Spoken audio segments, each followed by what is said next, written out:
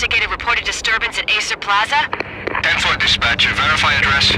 It's Acer Plaza. Repeat, Acer Plaza.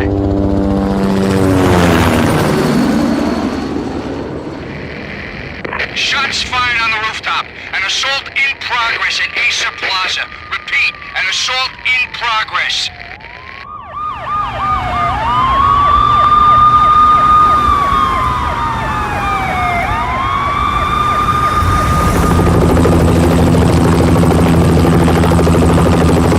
It's a war zone down here. 1085 dispatcher. Need additional units. Additional units now. Officer in danger. Officer in danger. 10-5, please repeat. 10-5, all units, emergency. Officer in danger, Acer Plaza. Repeat, Acer Plaza, all units. They were all dead. The final gunshot was an exclamation mark to everything that had led to this point. I released my finger from the trigger, and then it was over. To make any kind of sense of it, I need to go back 3 years. Back to the night the pain started. I was still on the force back then. NYPD, Manhattan, Midtown North Precinct, Hell's Kitchen. So when are you coming to work for me, Detective Payne? You'd make me work undercover in some hellhole. Sorry, Alex. Michelle and the baby come first. See? My last smoke. It's bad for the baby. That's you, Max. A regular Boy Scout. See, Alex. Still on for poker Thursday night, right? Like taking candy from a baby. Life was good. The sun setting on a sweet summer's day, the smell of freshly mowed lawns, the sounds of children playing, a house across the river on the Jersey side, beautiful wife and a baby girl. The American dream come true. Honey, I'm home. But dreams have a nasty habit of going bad when you're not looking. The sun went down with practiced bravado. Twilight crawled across the sky, laden with foreboding.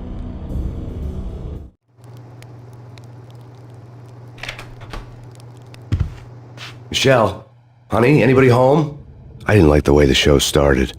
They'd given me the best seat in the house, front row center.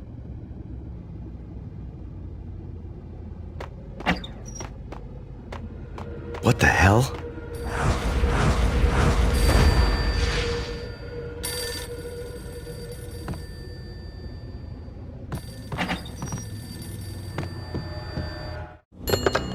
Listen, someone's broken into my house. Call 911. Is this the Payne residence? Yes, someone's broken into my house. They're still here. You have to... Good. I'm afraid I cannot help you. Who is this? Hello?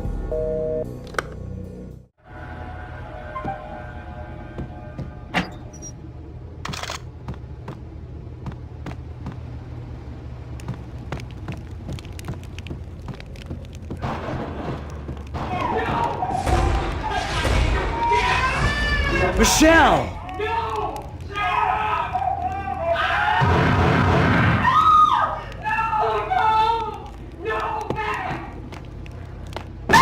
Michelle! Please! Freeze! NYPD, drop it! Coming! Get it! No, please God, no.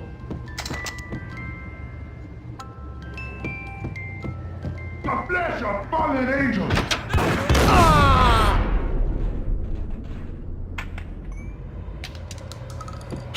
No, God, no, please, Michelle. Oh, baby.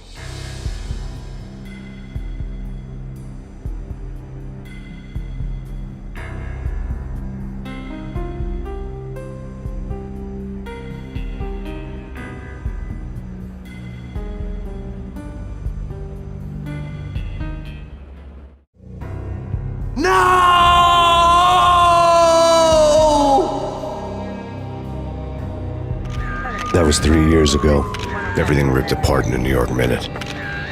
The killer junkies had been high on a previously unknown designer drug, Valkyr, V. After the funeral, I told Alex I'd be transferring to the DEA. It took us 3 long years to get a break in the Valkyr case.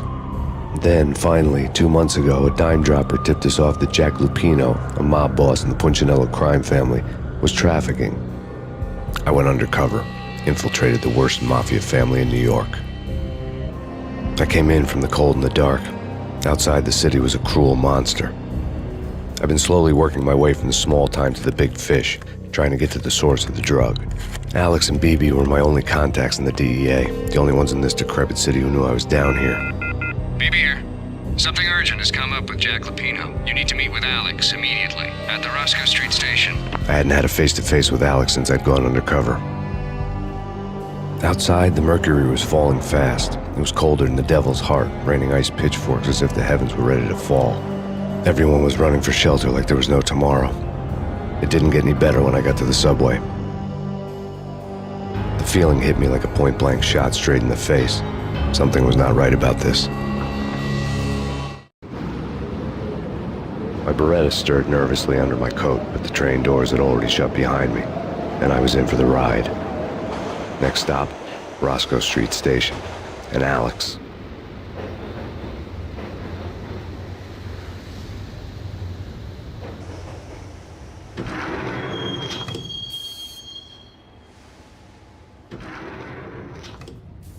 The station was drenched in gloom. Alex was a ghost, nowhere to be seen.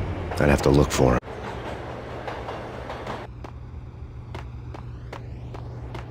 The gate was locked.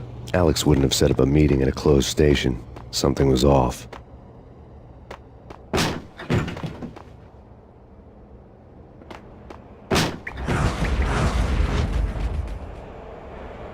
Death was in the air at Roscoe Street. I'd have to find Alex fast.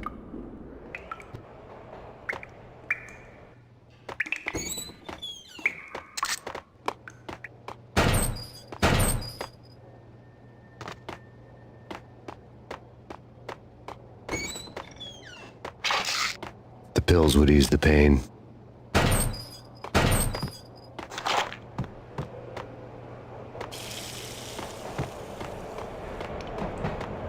Wasn't Jake supposed to take care of this?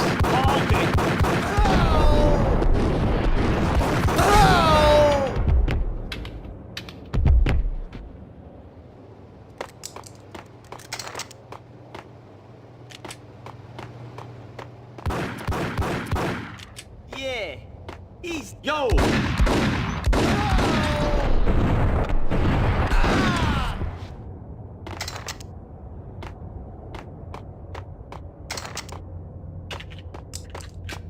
Yo, guys! Yo!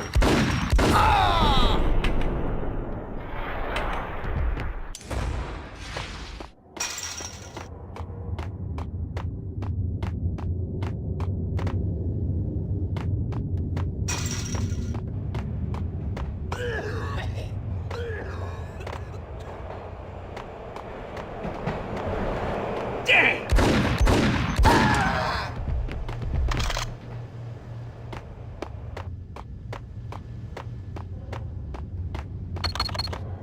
The security panel let out a mocking cackle. I'd need the right code. What was that? It's nothing. Hey!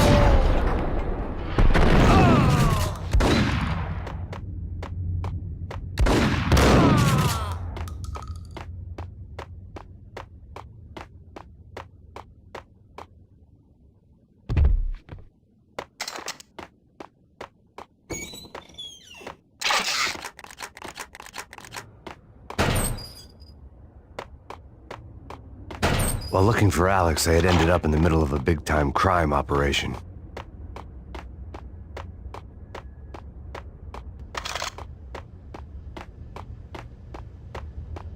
Kiss it goodbye.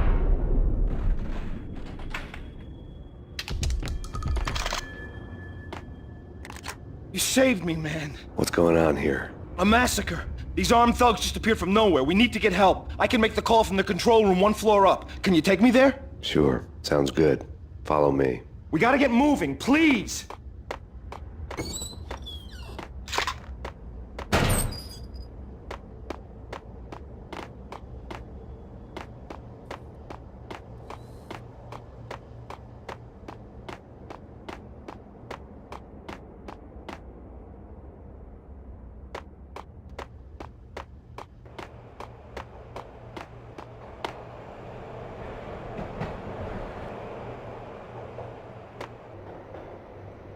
Home free. This way. What the hell?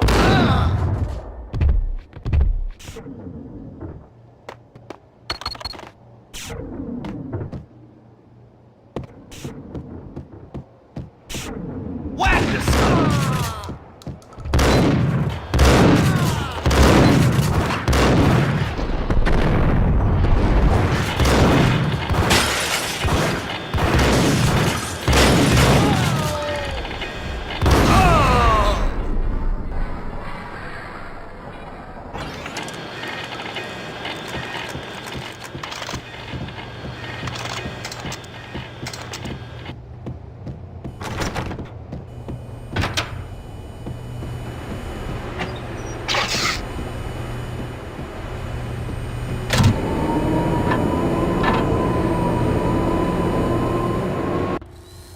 The train lit up like a Christmas tree.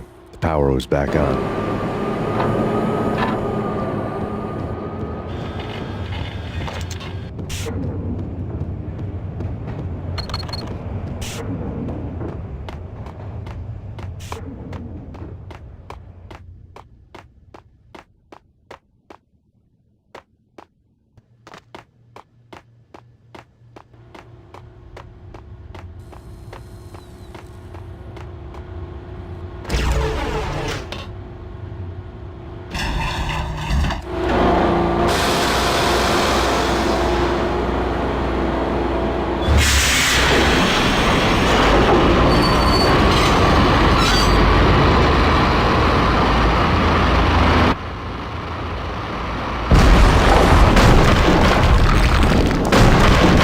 So much for being subtle.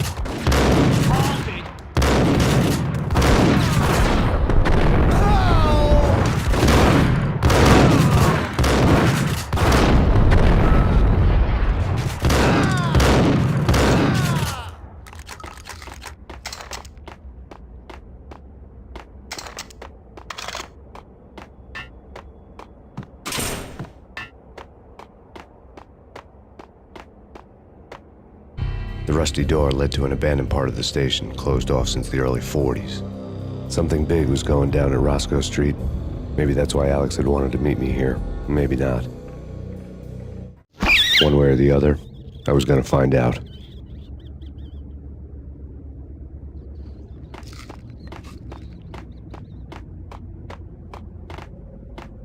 Right? Right. Yo!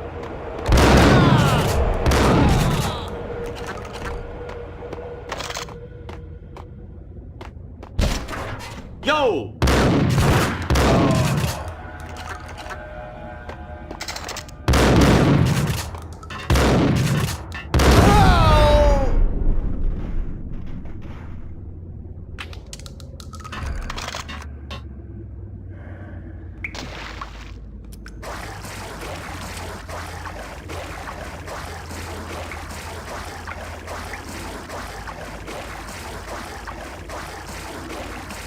Now that's spooky. Chacapino. Yeah, spooky.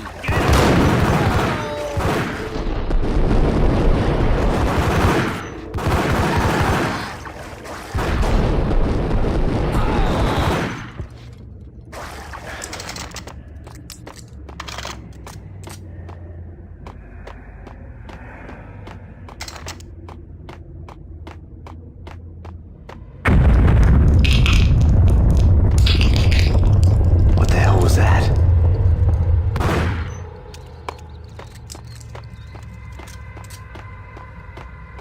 All done here. Give me the detonator. What are you talking about? The detonator. I thought you'd bring it. You were supposed to bring it. Yeah, right. What the?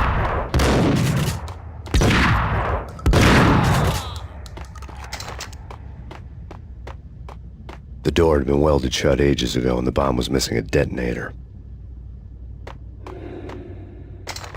Yo!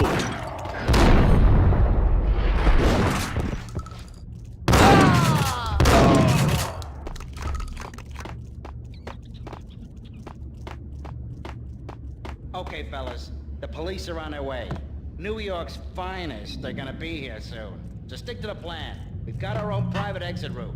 In and out, do your thing. Wham bam, thank you, ma'am.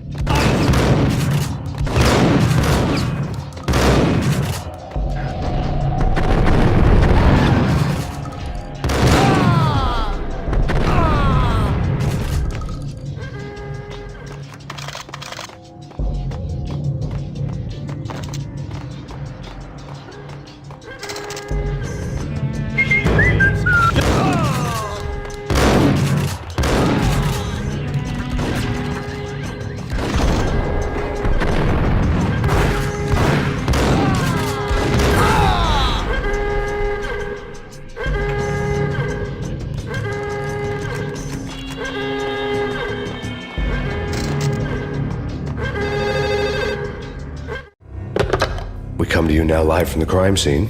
Who is this? Right back at you. This is Deputy Chief Jim Bravura from the NYPD. You are to cease your criminal activities and surrender immediately. Sure thing, Jim. Me and the boys have been talking, and everyone's real sorry. They'll never do it again. Who the hell is this? Being placed at the scene of a bank robbery wouldn't have tipped the odds in my favor.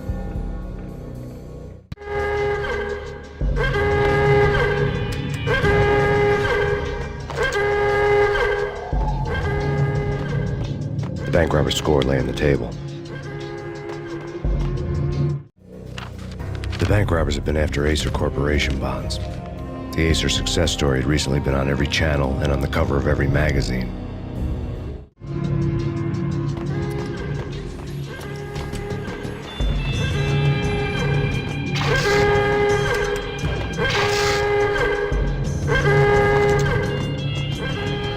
The bank robbers had left their tools on the table. Judging by the detonators, the crooks had bought enough explosives to send Lady Liberty into orbit.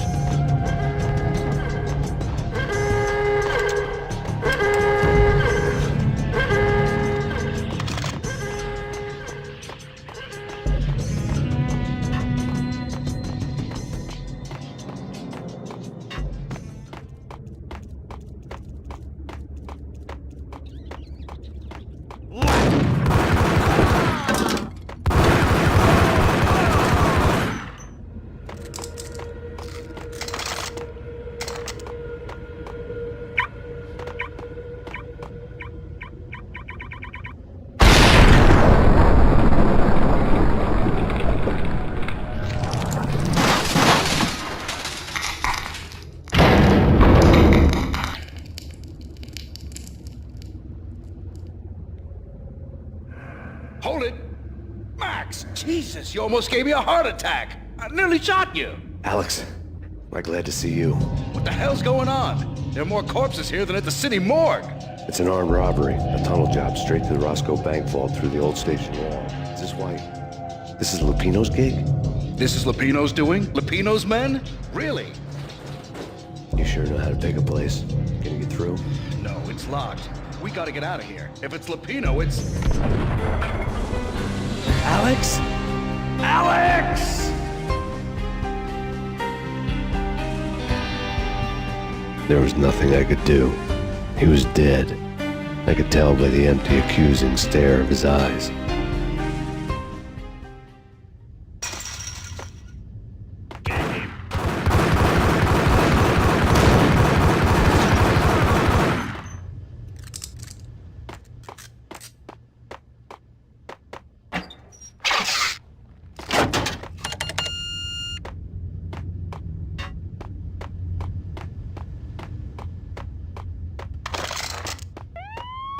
Let's get the hell out of here!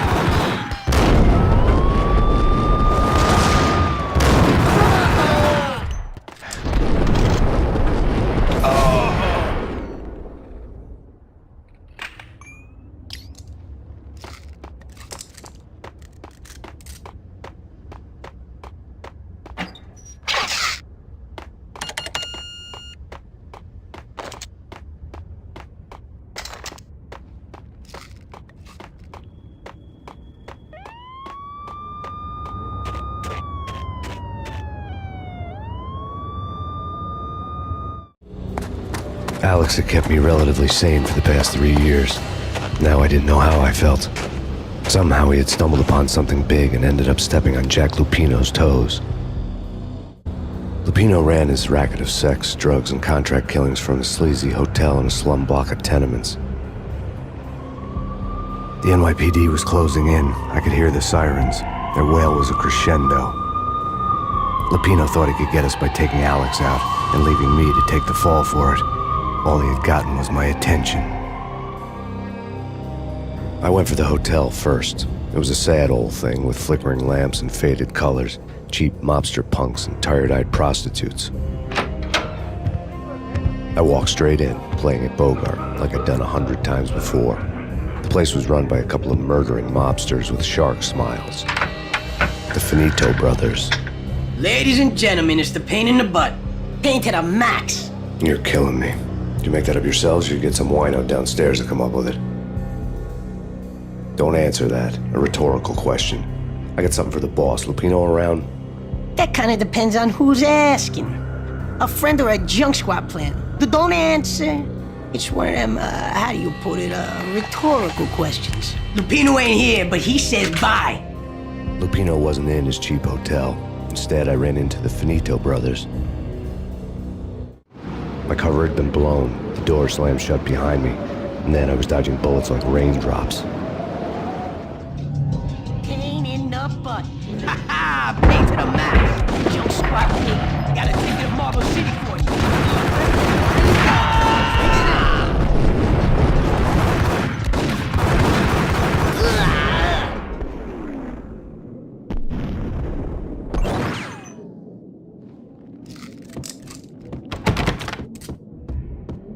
A letter on the desk caught my eye. Bosses! Everything all right? Bosses! Joey! Virgilio! You all right in there? I had met Lupino only once. The gangster ran all his rackets through his right-hand man, Vinny Gognitti. Gognitti was a high-strung whiner on the verge of breaking apart, like an overamped Energizer bunny. He had the brains to run the business, but he lacked the balls, always falling short, taking his frustration out on underage addicts and call girls. The V deal goes down at your hotel. Jack's exact words, quote, "Vinny, you're in charge of this one," unquote. Rico Muerte's coming to see it through. Anything goes wrong and everybody's gonna get dead. Goes double for you. Treat this guy real good. Anything he wants, you give him. Don't screw this up or you're finito, finitos. A V deal meant added security, locked doors, and lots of nervous thugs with itchy trigger fingers. I'd seen nothing coming in, but that didn't mean it hadn't been there. Rico Muerte was a regular Kaiser Soze, a spook story told to keep the apes in line. 313. The Finitos had scribbled Muerte's room number on the note's margin. They're not answering. Call the others. Tell them to come quick. Okay, but we can't wait for them. We gotta go in now. Bosses, we're coming in. There he is!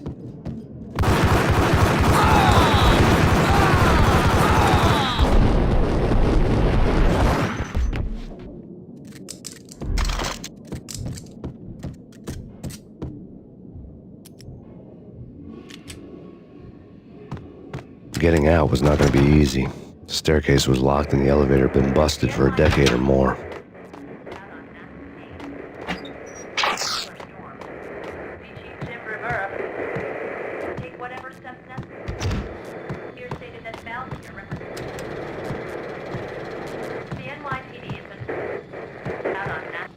In his press conference today, the mayor stated that Valkyr represents a clear danger to New York and called for drastic actions to eliminate the problem.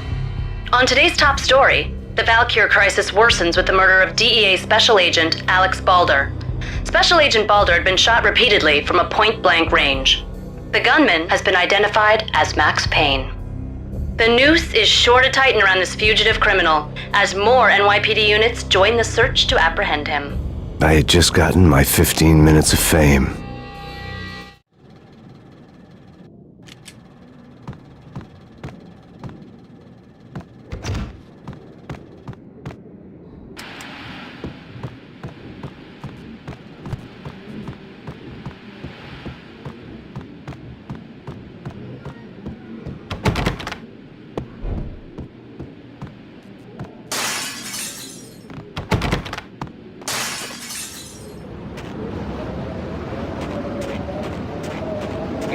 something's wrong with the bosses. Payne's there and they're not answering.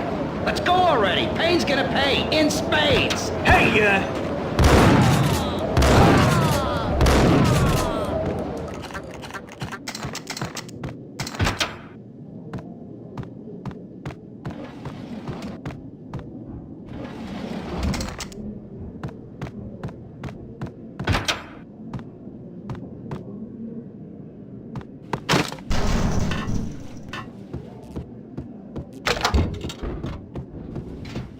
Yo!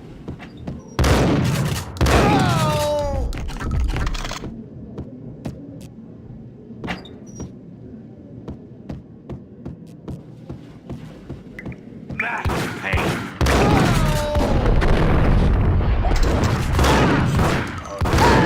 Lady Amelia, Marquis Valentine asks for an audience. Thank you, Lawrence. My lady. My lord. And now, an all-new episode of Lords and Ladies, brought to you in part by Acer Corporation.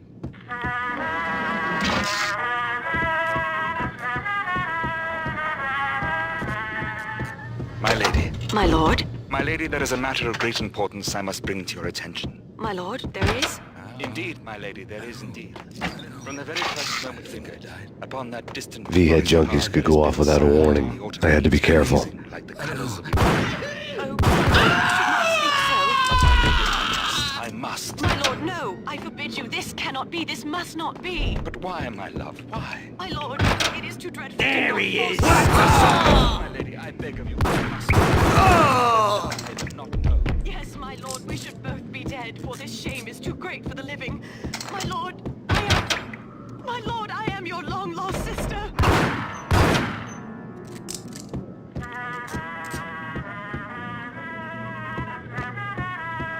Piece of crap!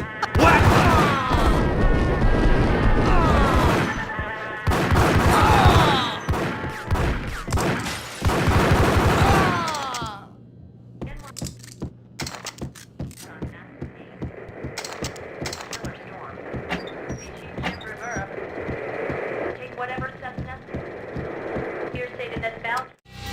Tonight, the city's fight against the nightmare drug Valkyr took a turn for the worse as DEA Special Agent Alex Balder was found brutally slain at the Roscoe Street subway station. A suspect was seen leaving the site only moments after the shots had been fired, and the NYPD is currently in pursuit of Max Payne, a repeated felon believed to be armed and extremely dangerous. And now the weather. The worst winter storm in recorded history continues to pound the city. The NYPD is out on Max Payne. Killer storm. Chief Jim Rivera. Whatever steps necessary. Here stated that Valkyr represents. The NYPD is out on Max.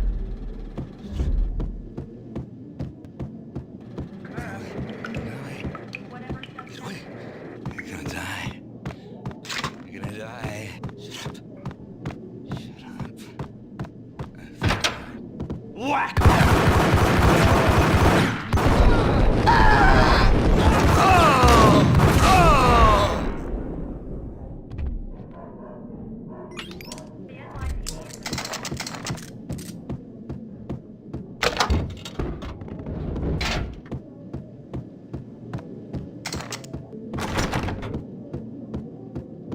I'd found Muerte's room. Muerte had received a letter. Our investigation had turned up nothing to link Angelo Punchinello, the head of the Punchinello family, to Valkyr. All tracks had ended with Jack Lupino.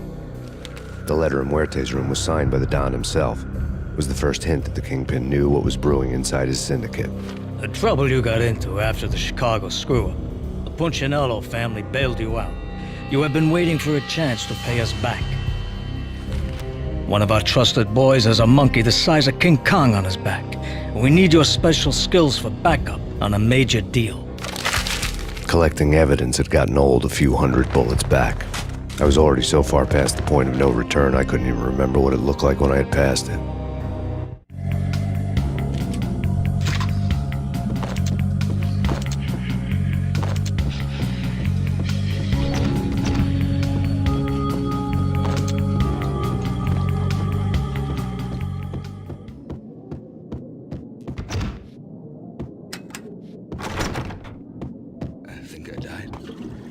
Yo!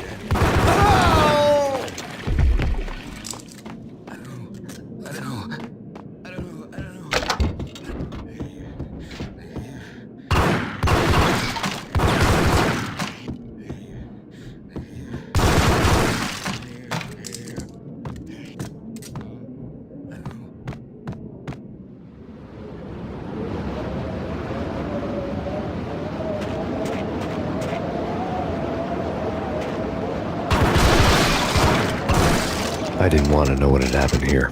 It was not a pretty sight.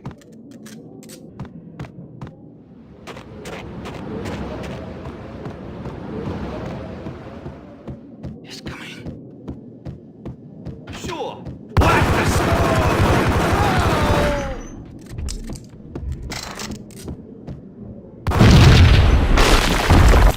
What the? Told you. God damn! I thought it was. What the?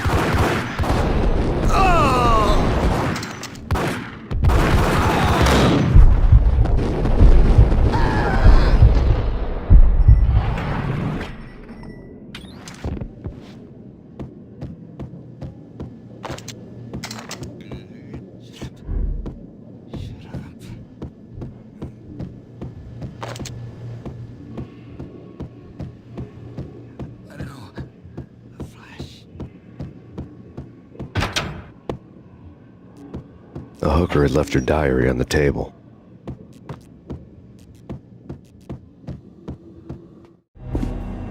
The diary belonged to a hooker named Candy Dawn. The read would have made a vice cop blush. Had talks with the mystery hag over the phone again. Sent her the latest One-Eyed Alfred tape. As long as the hag keeps paying for the tapes, the old man could come every day for all I care. She had a nice sideline, making secret X-rated flicks of her clients and selling them to the highest bidder. It would get her killed if her V-fix for the day didn't do it first.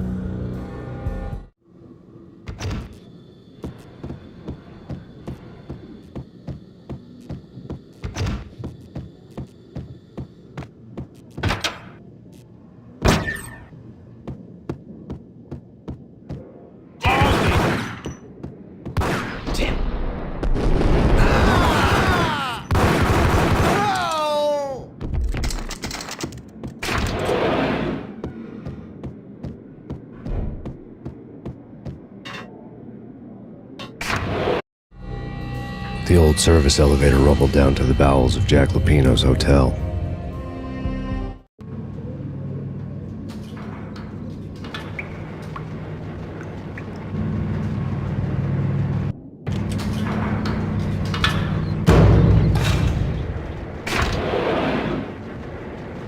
It was freaking crazy. The cops were doing a full-scale siege next door. More traffic than rush hour. I mean, bleeding bastards running back and forth. Get him!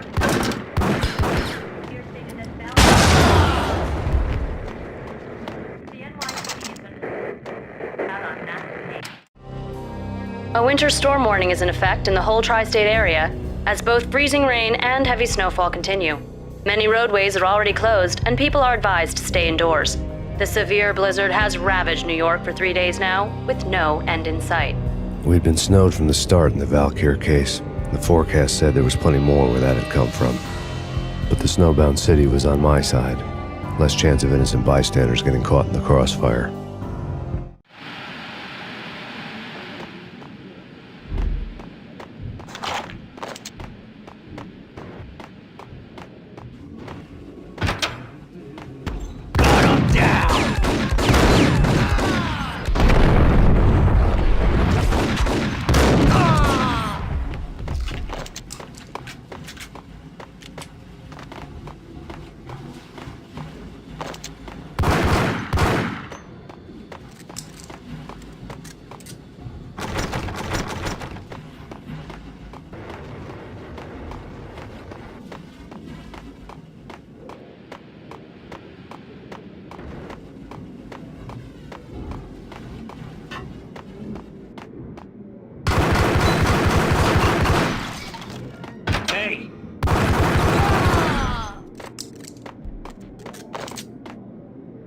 Exhibit number 1, a newspaper. A dead man tied to a chair lay on the boiler room floor. Captain Baseball Bat Boy has an unbeatable track record in superhero death matches. But a six-pack of root beer gets me every time. The murder weapon was a baseball bat, now lying in a pool of drying blood next to a newspaper folded open on a Captain Baseball Bat Boy comic strip.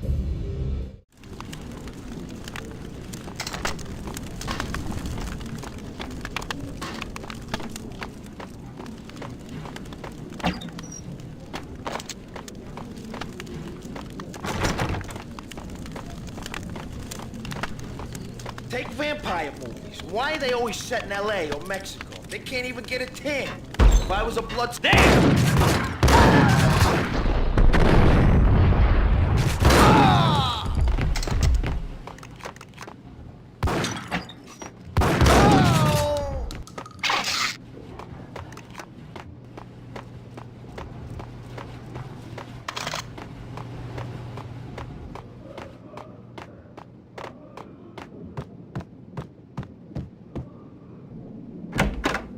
Chill with the guns. Trust me, you don't want to piss Muerte off. Gentlemen, let's do business. Green for green. Cheers, a green item.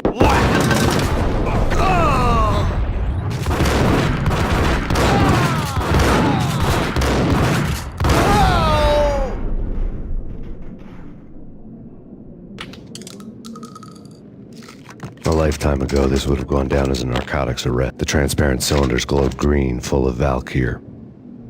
There was a key on the table.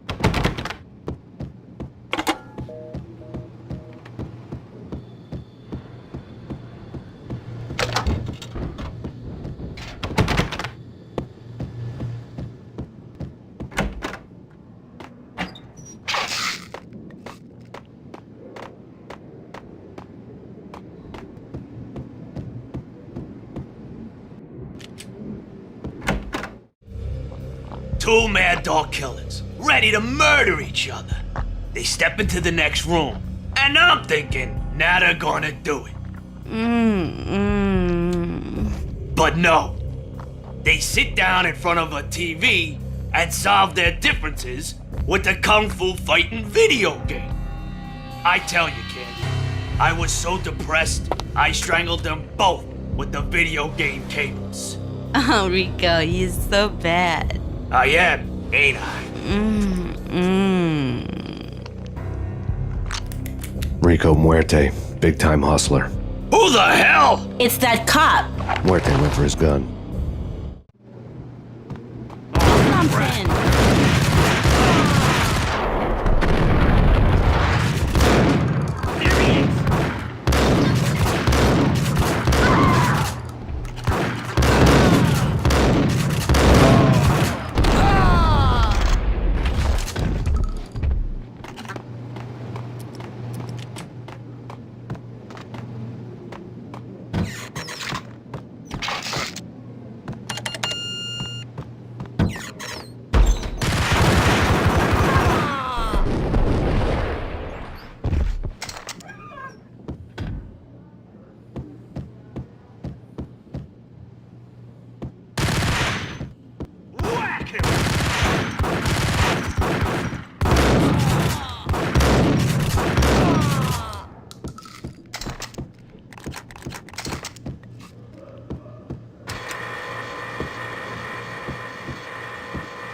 The antique switchboard was still in use. There was an old telephone switchboard in the back room of the reception area, kind that made phone tapping child's play. It wasn't hard to picture a fat pimp sweating with headphones on, listening to his hookers talk dirty and fake orgasms over a web of party lines, the blood veins of New York. Right now, there was a different set of moans and groans going on. Boss, Cornelia, it's Max Payne. Game started Minneapolis. He killed him. Are you freaking kidding me? He's just one lousy cop. You better be freaking kidding me. Whack him. What's the freaking problem? Hello? Answer me. Hello? The word was out. A deadly virus released into the city's corrupt circulatory system. Something wicked this way comes. Max Payne at large.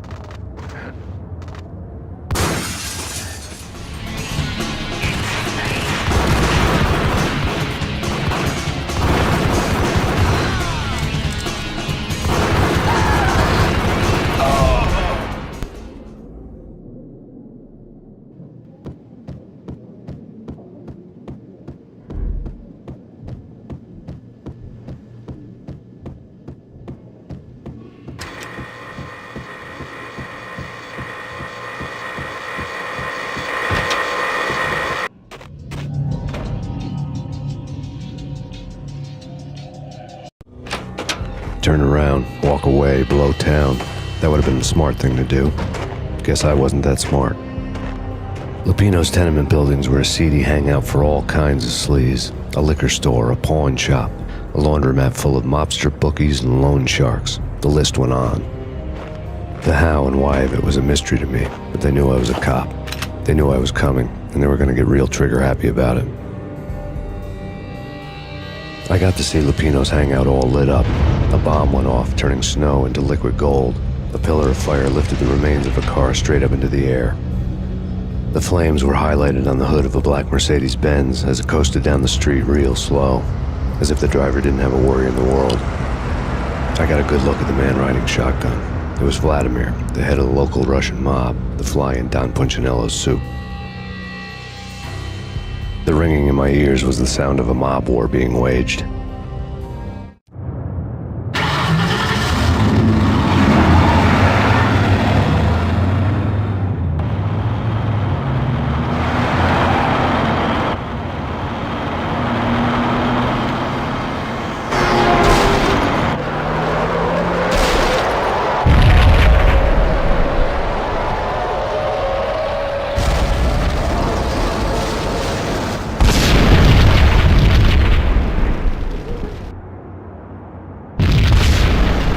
Exploded inside the closest slum building. It was a lucky break.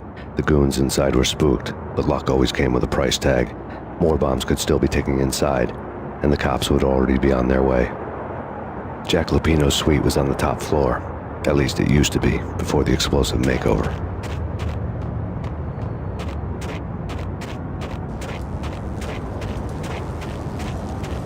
I don't know, man. I don't know about this. Quit worrying, man. Think of it as Christmas. The Russians are with Santa. What the?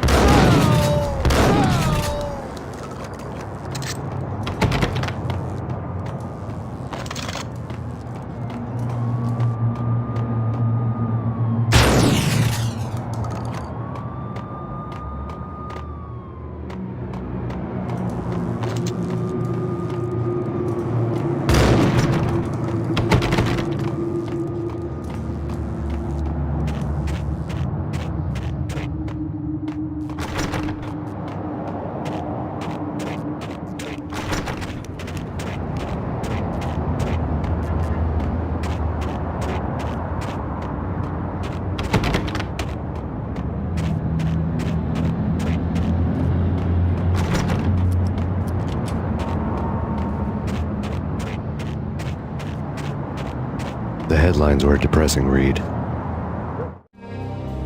The headlines were screaming bloody murder. The The storm was a screaming duet with the approaching prowl car sirens. It was all a scream when you were down for the count and wanted for murder.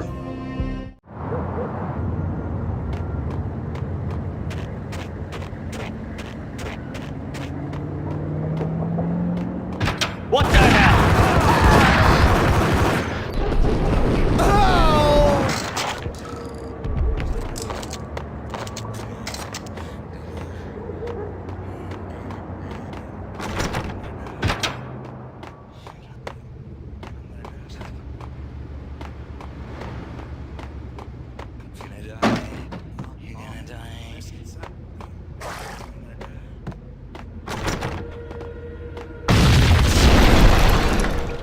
The whole building was rigged with explosives.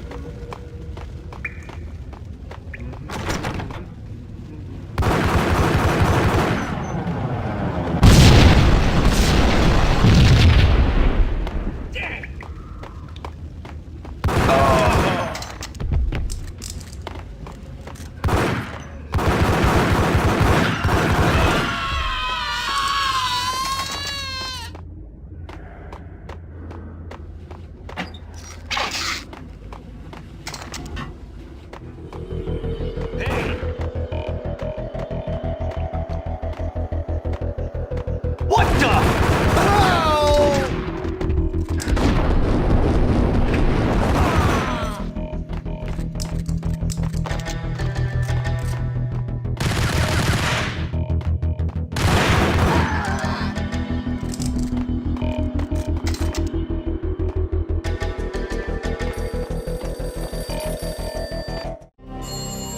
A beaten-up phone in the entrance hall was ringing.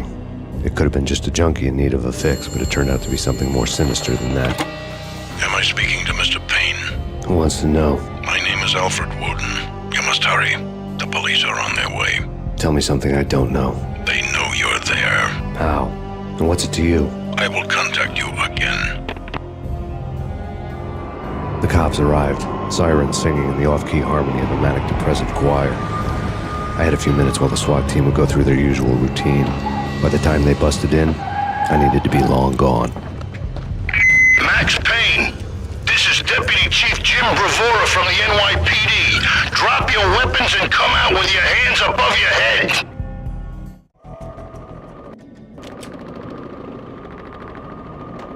That's been gun him down.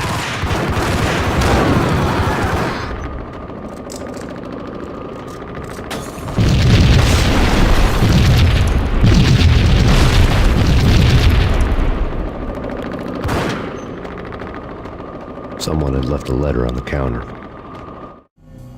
Suddenly it all made sense. The bombs, the Russian mob boss making an appearance in person. Gagnidi was his usual self, all talk and no walk. After our hit, the Russian has only a couple of guns left and they can be bought. There's no freaking way he has the guts to try anything after that. As it turned out, the Russian had plenty of guts. One thing you could count on, you push a man too far and sooner or later he'd start pushing back. NYPD! This is your final There was a key on the shelf. Don't make us come and get you. Hold it right there!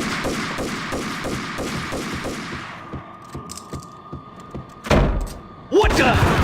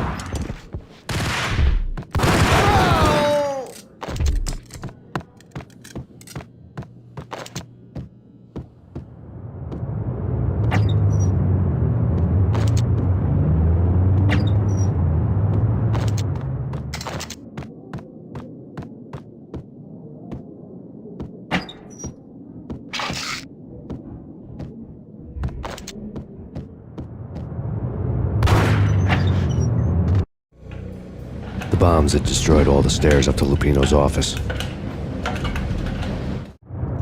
The alternate route led there by way of adjoining rooftops.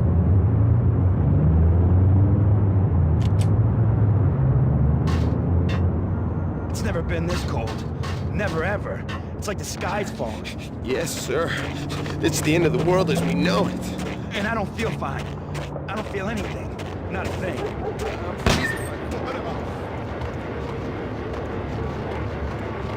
To get to the roof, I'd need to get to the elevator through the locked door up ahead. Pizza delivery. Never seen you before.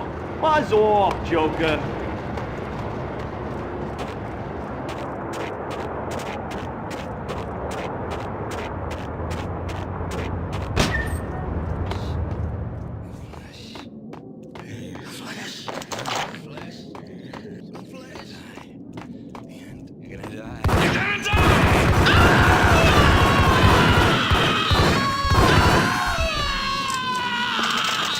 Max Payne?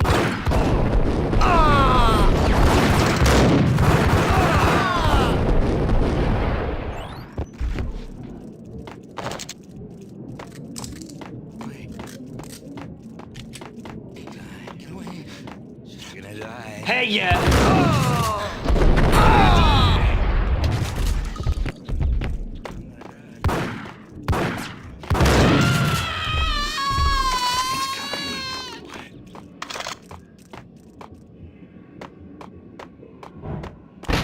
No, don't shoot. You know the clowns at the laundry? Me?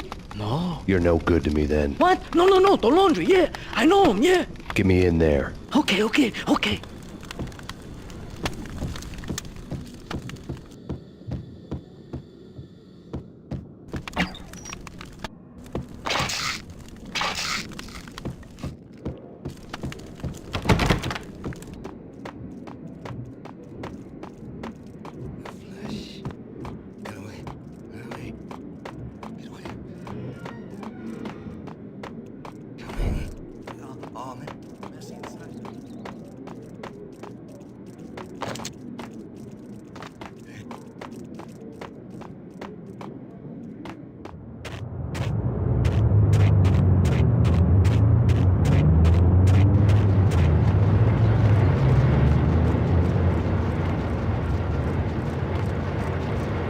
It's me. Open up. Let me in, quick. Not so fast. The password. John who? Come on. Okay, John Woo. All right. Come right in. It's a trap! It's Payne! It's Payne!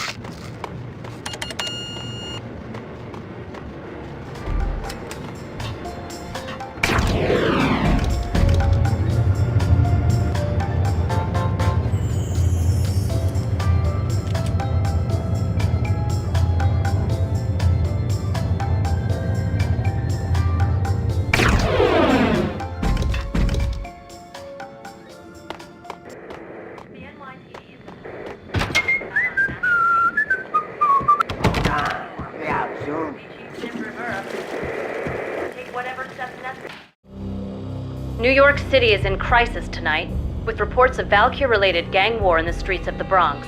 Apparently, Max Payne, wanted for questioning in connection with the slaying of a DEA special agent earlier tonight, is waging a one-man war against his former partners in crime.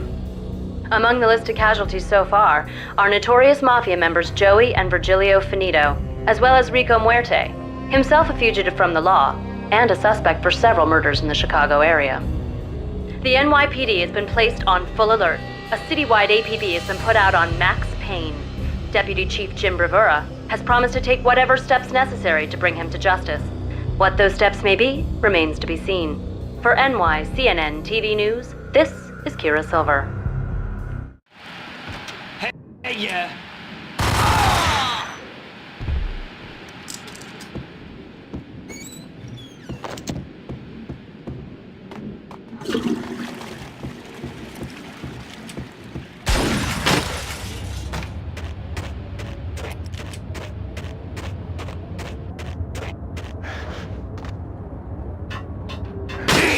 Address I say! I don't want to go there. It's the last place I find. But that's where I always end up anyway. Only, it's not me talking to the pin.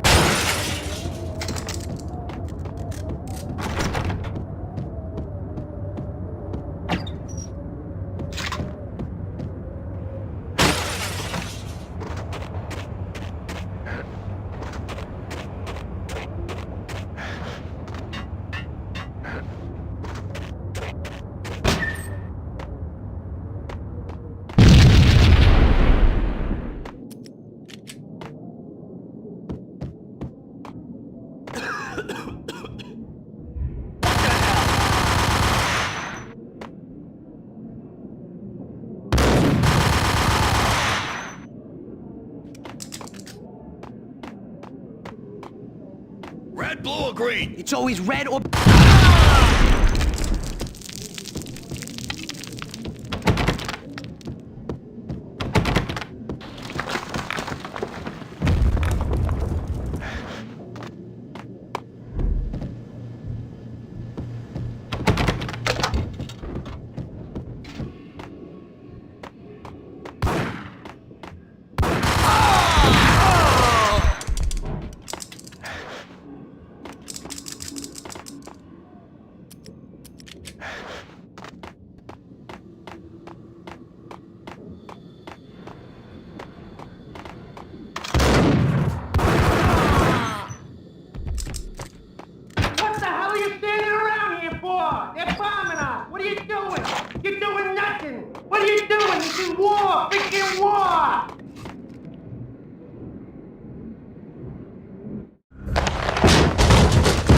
Vinny Gognitti, just the man I've been killing to see. Payne? Freaking Fed! I knew from day one there was something screwy about you. What do you think you're doing? You're a freaking cop. You ain't got squad on us. You can't just come in here waving your piece like it meant something. Yeah! Oh my God! Oh God, you shot me! Ah! You're dead, Payne! What the hell are you waiting for, you apes? Kill him! Kill him! With pleasure, boss. Gognitti bailed. I made like Chow Yun Fat.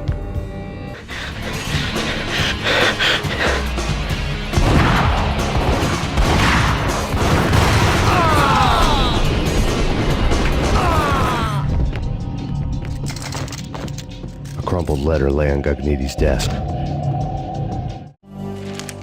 The letter was addressed to Don Punchinello, but Vinny had never had the nerve to finish it. Jack's gone voodoo. Just the other night, he shot Dino because he wanted to see what his brains looked like splattered on the wall. He's a freaking mad dog. We're running out of men and business fast. Gognitti had been living in mortal fear of his boss. Jack Lupino was a psycho.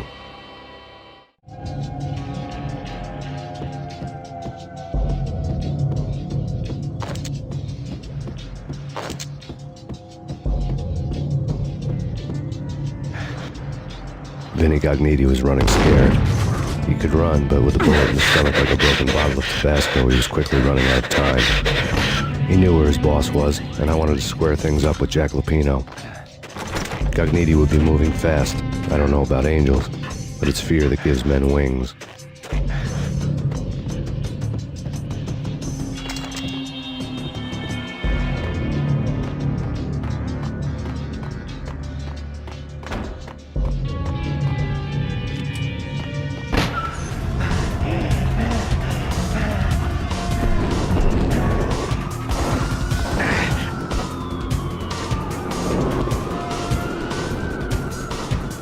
Gognitti hitched a ride. To catch him, I'd have to follow his lead.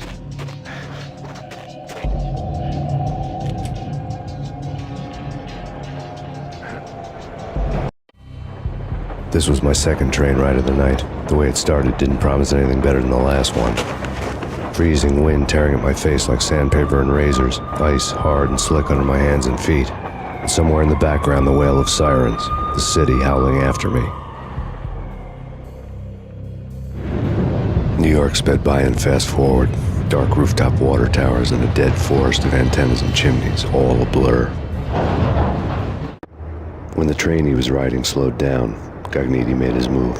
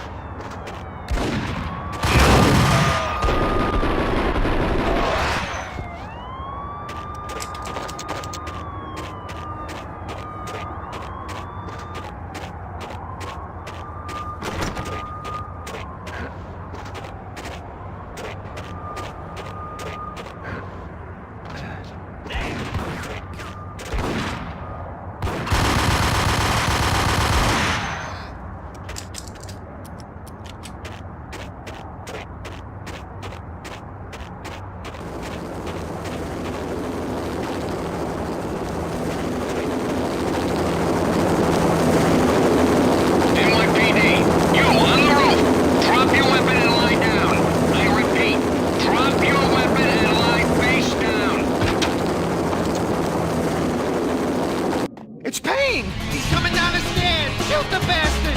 Okay, boss, you got it. No problem. All right.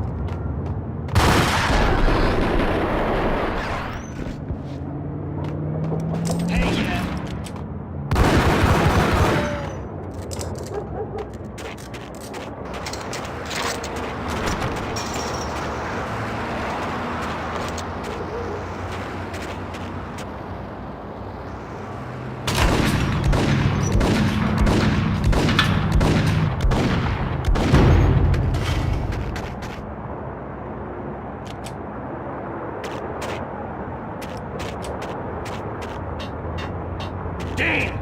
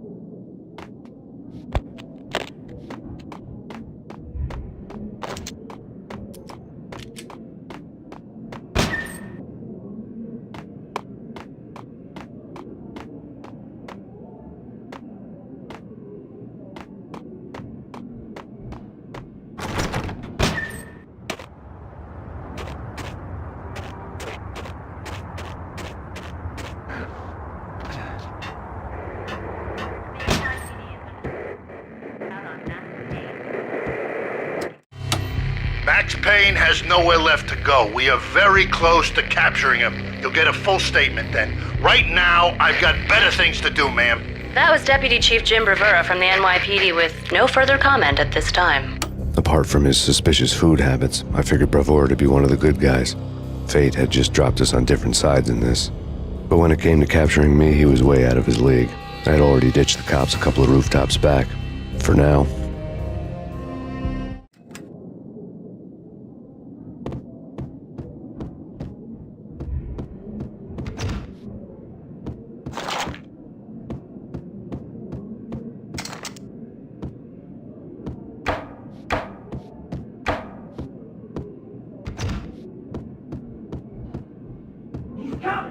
I can hear him. Ready?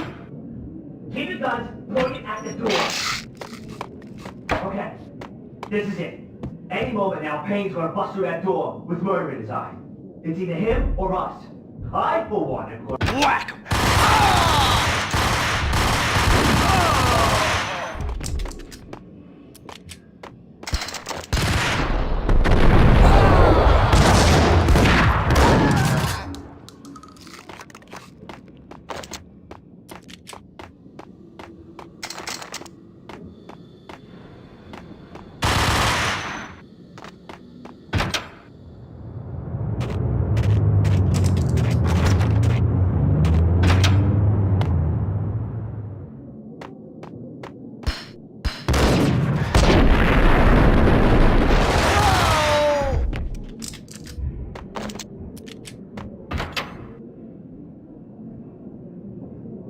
Open, goddammit! Payne! I'll kill you, you lousy freaking cop!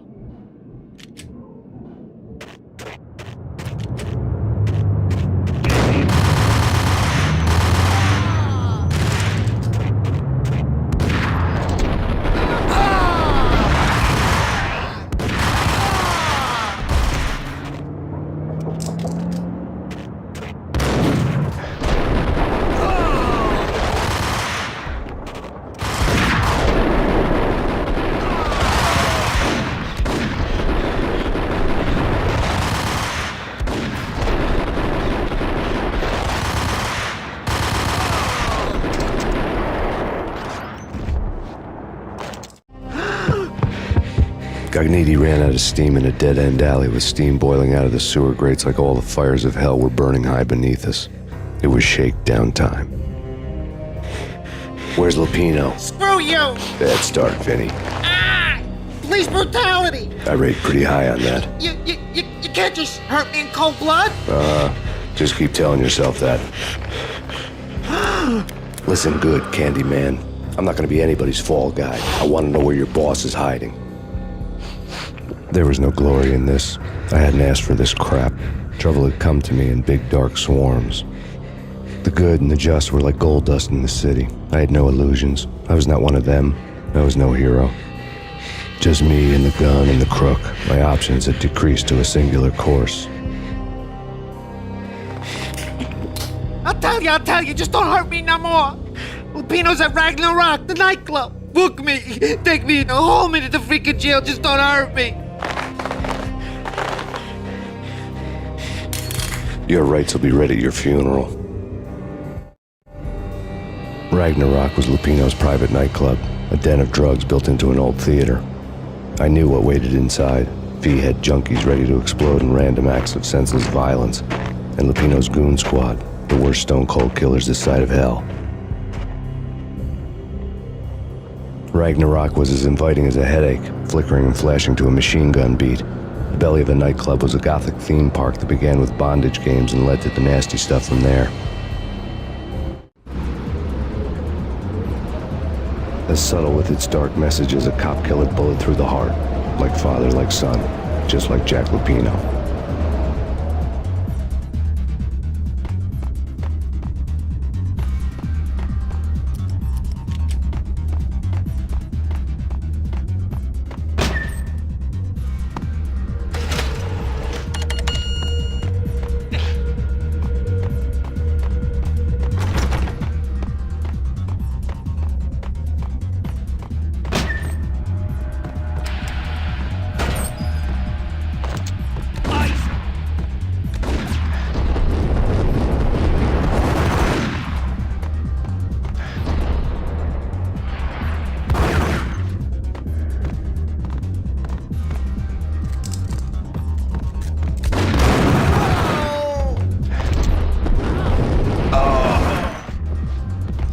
book had never been a bestseller.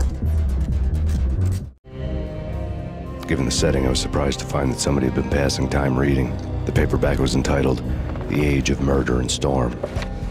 The blurb on the back mentioned Norse mythos and Ragnarok, the end of a Viking world with a terrible winter that covered the earth in ice, when vile crimes were rampant and all humanity lost.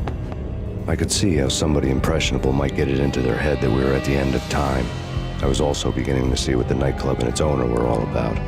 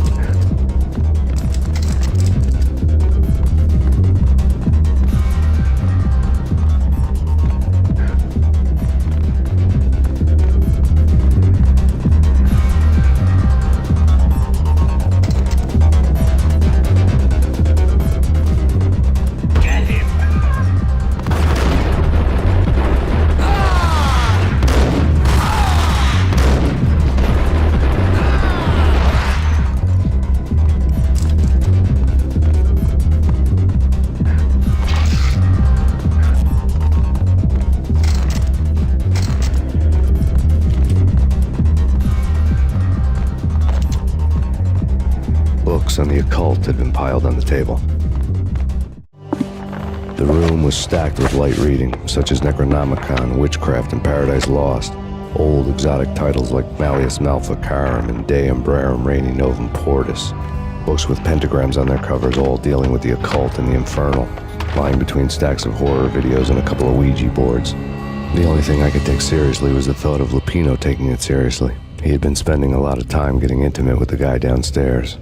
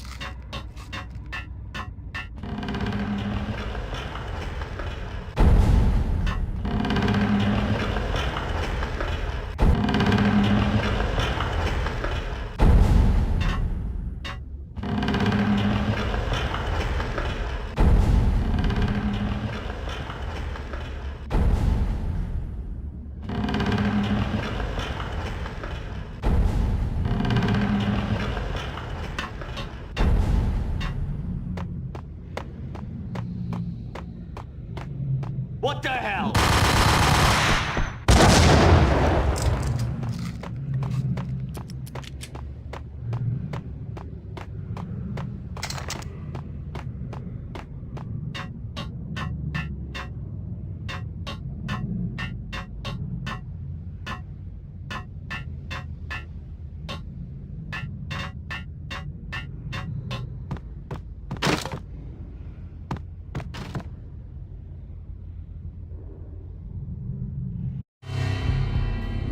The backstage area led to Lupino's inner sanctum. The hot air inside was like an invisible wall, thick with incense and something else, a sickly sweet smell that made you gag. This was the rotten core of the Big Apple. Lupino lurked somewhere ahead, like a spider at the center of his web, waiting. The vapors in the air started to make my head swim. Torn pieces of a letter lay scattered on the sofa.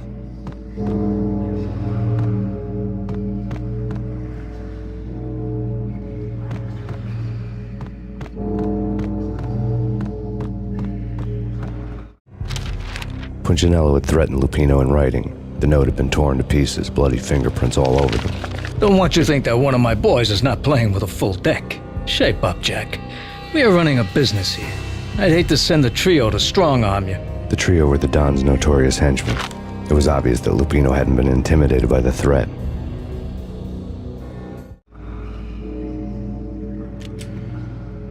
Lupino's notes covered the table. Jack Lupino was crazy, all right. The table was scattered with notes of demented arcane nonsense written in rusty blood, a mishmash list of demons, devils, and dark gods evoked. Beelzebub, Asmodeus, Baphomet, Lucifer, Loki, Cthulhu, Lilith, Hela! Blood given to you all. He was after that old Faustian deal, your soul for power and fortune. Just sign on the dotted line with your blood. Lupino's notebook lay on the pedestal. Jack Lupino was crazy, all right. Mythic wolves, let loose to devour the sun and the moon. Lupino is the wolf. I'm Mr. Beast, the big bad Fenris wolf. I'm the end of the world man, wearing the flesh of fallen angels. After Y2K, the end of the world had become a cliché. But who was I to talk?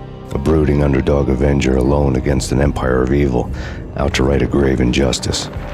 Everything was subjective. There were only personal apocalypses. Nothing is a cliché when it's happening to you.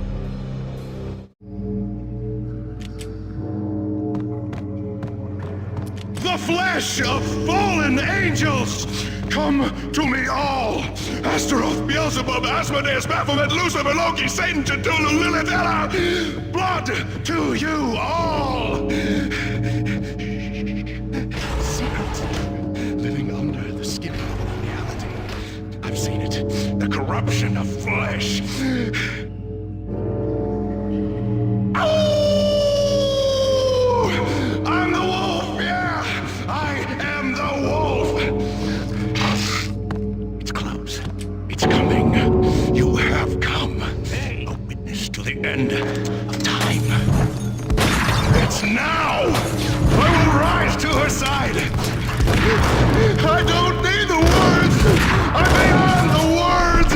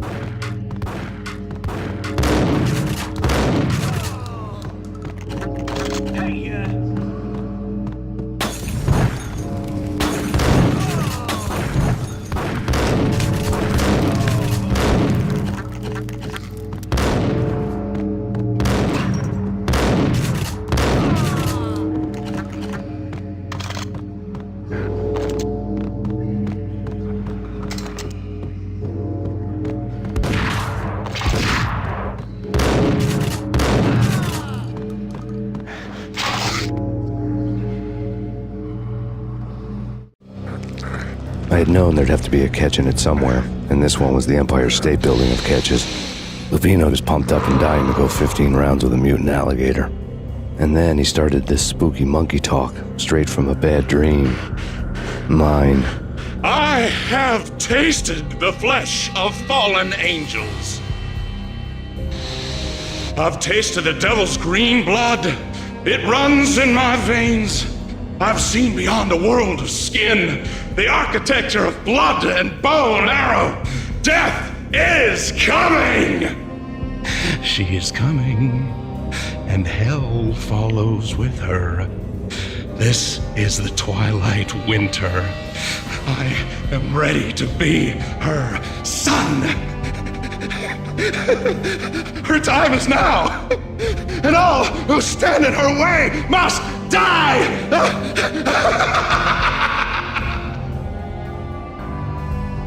Die!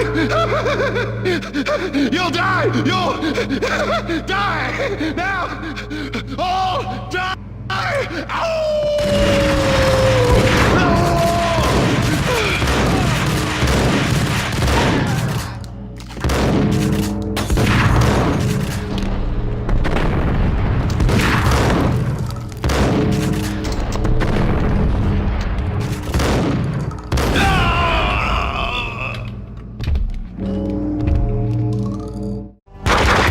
Lupino finally went down.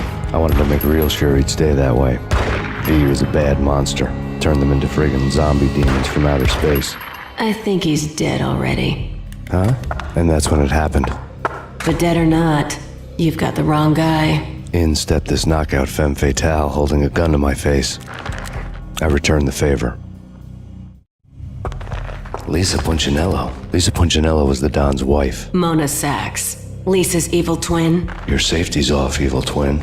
You might hurt someone with that gun of yours. Lisa's the damsel in distress. I'm the professional. I'd blow you away without batting an eye. Sure, and you can check out my credentials splattered all over this joint. Jack couldn't have framed you. Not the state he was in. We're after the same slime bag. Angelo Punchinello's the one who murdered your friend and framed you with it. You know this for a fact. I've got my sources. I don't have a clue these days. I just shoot them as they come. Who put a contract on the Archfiend? This one's mine. I hate the guts of that sadistic wife-beater. Why not pool our bullets for this one? I thought you'd never ask. My finger was starting to twitch. How do you like your whiskey? I'm easy, as long as you don't try to slip me a Mickey. You're a real angel, Max. It was good stuff. Tasted sweet as honey going down. Nothing personal. Can't risk you going berserk and getting Lisa killed.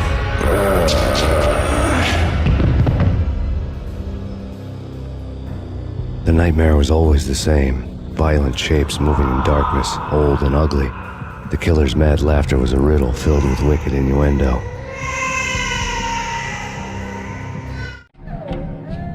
Somewhere, the baby was crying.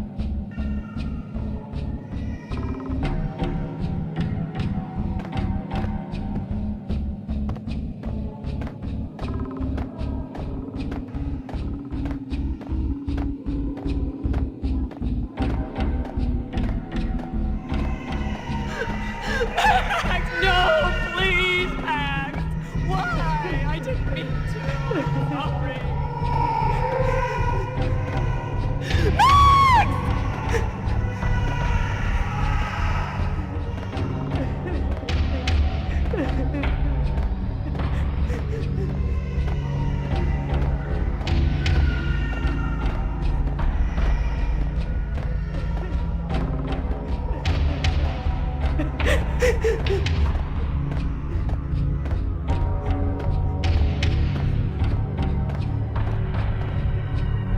Should have known it when we found you snoring next to Lupino's corpse. A comedian, huh? The pictures were filled with good old times. Alex and I had a few moments of glory between us. Crime-fighting comrades, the best in NYPD DEA collaborative team. Good-hearted macho bullshit like that. I would have given anything to have him here as my backup. No such luck. No luck at all. Michelle looked at me from the photo. The Payne family, happiness captured in a Polaroid moment. I had thought it would last forever, till death do us part. I didn't want to think about it. As long as I didn't, it could never happen. But I had broken my own rule. The thought had already slipped in. Fear was rusty needles poking at my brain. Cold and scaly, it slithered down my chest.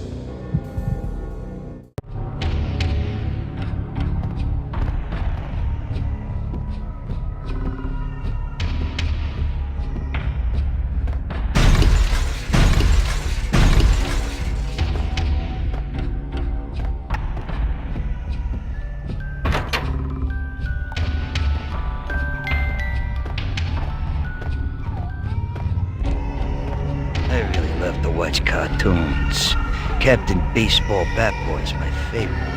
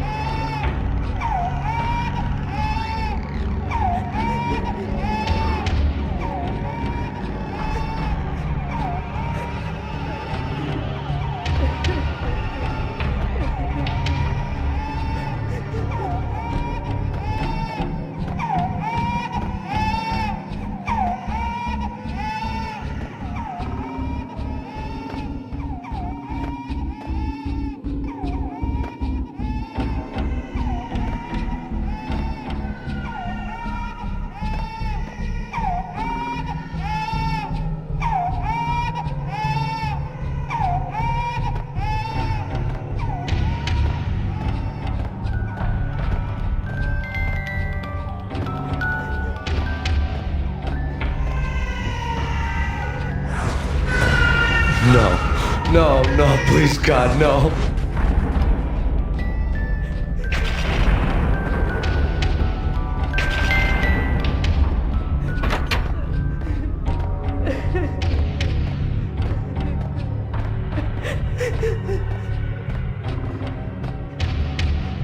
Slice them, dice them, shoot them full of holes, blow them to bits, vaporize them, disintegrate them. No matter what you do, they'll still be back, good as new. Michelle's diary lay on the table. Michelle was working part-time in the district attorney's office. Her diary was open on today's entry, her handwriting all pretty curves. An army dossier found its way to my desk yesterday. Valhalla? Isn't that a Norse myth? Something about Vikings? I tried to tell Max about it, but he was busy, that cute frown on his brow. Guess it's nothing, just a mix-up at the courier service. From now on, I would always find time for her. It was a hollow promise. Too little, too late.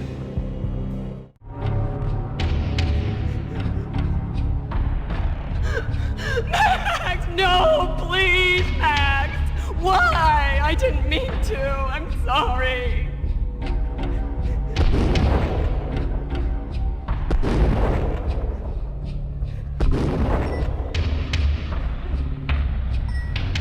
Murderer! You killed her! Nothing like that ever happens in the real world.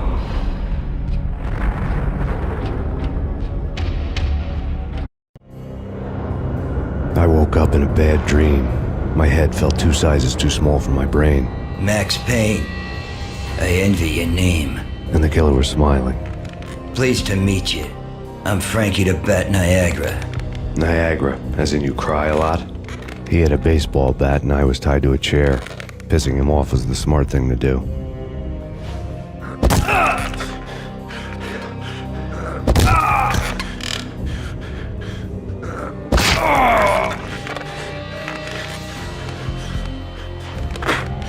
Nothing wrong with a little laugh now and then. Take me, for example.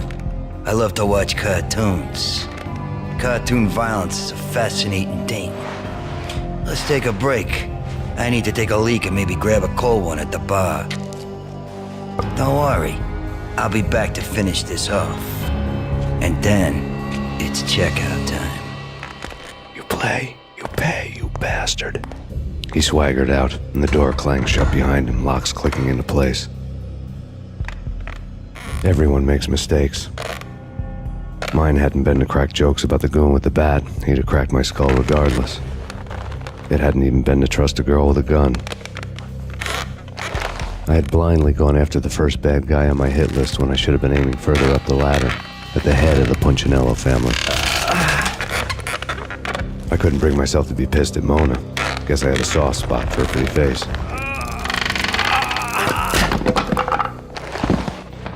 But when somebody decides to play baseball with your head, you tend to get sore. They had dragged me back to the basement of Lupino's hotel. I was beaten, bruised, and blue. I felt like the chair I had broken to get free.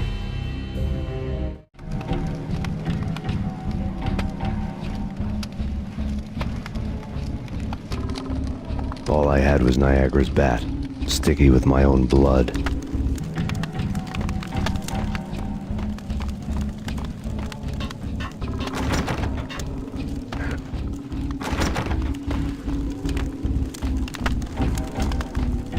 Without a gun, I'd be no match for Frankie's men. I'd have to play hide and seek with them.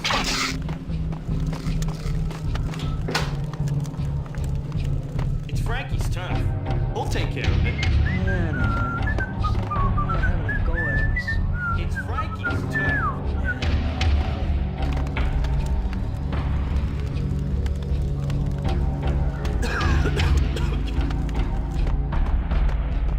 Damn!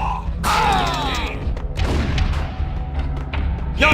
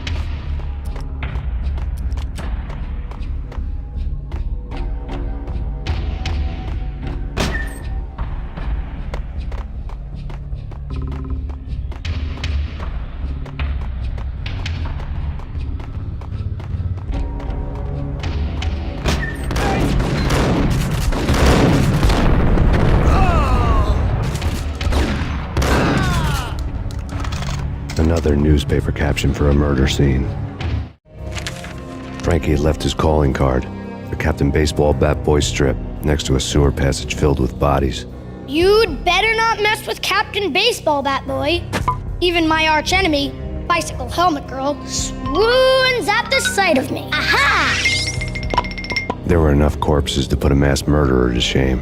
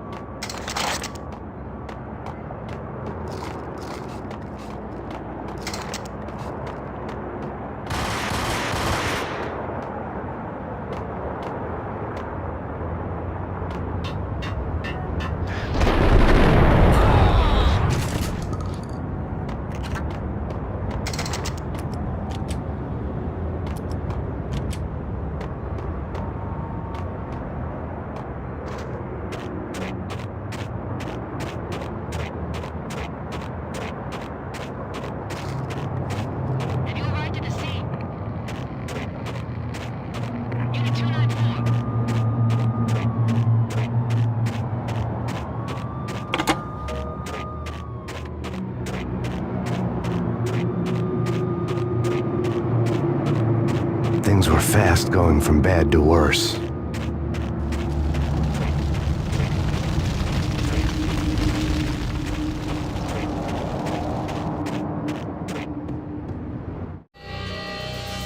The men in blue had come and gone.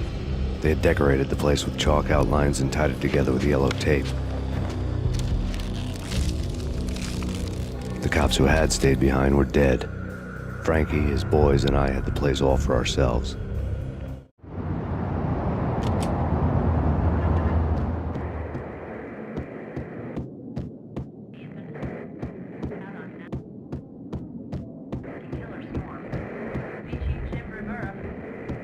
Just forget about it. Just forget about it. Hey, just forget about it. That crazy witch, you should have heard her. She was a real scream when the boys caught her trying to cap the Don. Oh, that's friggin' bad. To the trio?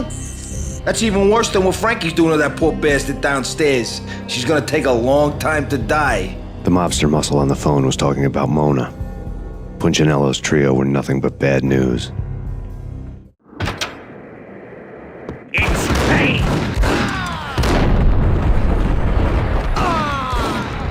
More evidence that Punchinello didn't like me much.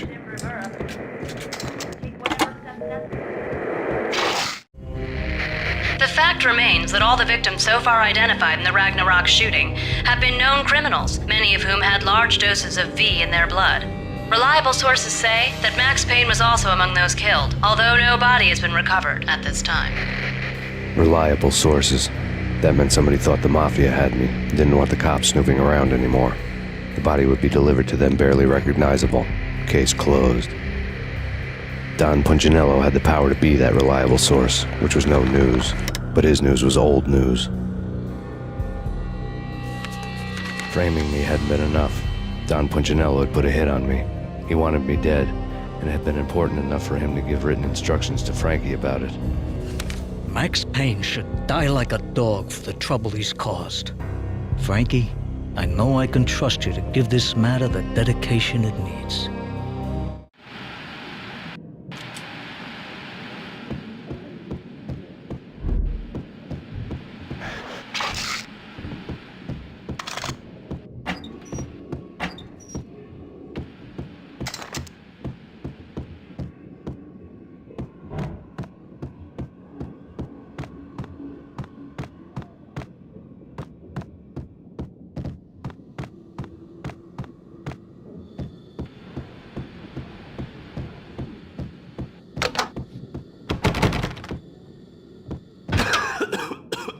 Hey!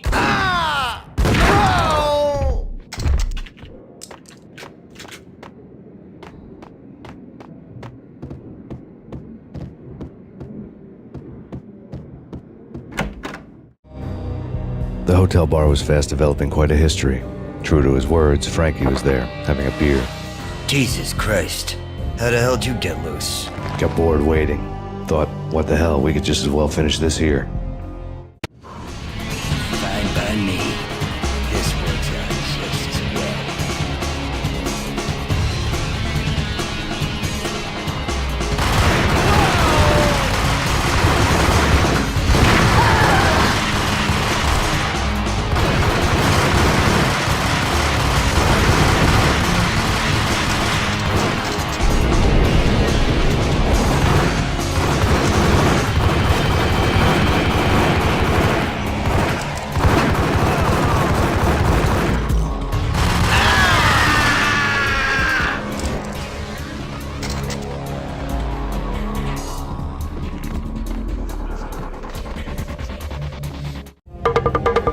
Thank you. You've been a lovely audience. Had enough? I don't play with girls anyway. Unfair! I spotted the tail as soon as I left the hotel. A big black Mercedes. I had seen the car before. That time it had heralded impressive explosions. Vladimir was back. Bang. You're dead, Max Payne. I might have laughed if I remembered how. What's this supposed to be? Cops and robbers? Look, you want something with me? Get in line. Peace, man. Relax. You know you are a real news item, armed and dangerous. I am going to make you an offer you can't refuse. I've always wanted to say that. It's a bum rap. I've been framed. That's a moot point. Whatever you did or did not do, I'm sure you had good reason for doing it. Want to hear me out? I'm listening. Punchinello messing with V is bad for business all around. But that's not all. There is this guy, Boris Dime, used to pull jobs for me. He's the captain of the cargo ship Charon. Now the bastard turncoat has gone over to the other side, Punchinello's. The ship's loaded with high-res hardware, guns, my business. If Punchinello gets hold of that cargo, he's won and I have lost. And you'll have your work cut out for you. If you want to get to Punchinello, you will need heavy-duty persuaders. I am just the man to get them for you. Change the ship back under my flag, maybe pop 2 in the traitor Dime's head while you're at it. You'll get enough guns to start the apocalypse. You in or out? Let's get this show on the road. Vladimir was one of those old-time bad guys with honor and morals, which made him almost one of the good guys. None of us was a saint. The Brooklyn riverfront was a maze of rusty containers, sharp-boned cranes looming up from the snowstorm. On a night like this, you couldn't help but think of the dark army of dead men sleeping with the fishes, cement shoes in line. No Minotaur lurked in this labyrinth, but somewhere out there, on the clanking deck of his cargo freighter, the skipper of the Chiron was waiting, like the ferryman of the river Styx.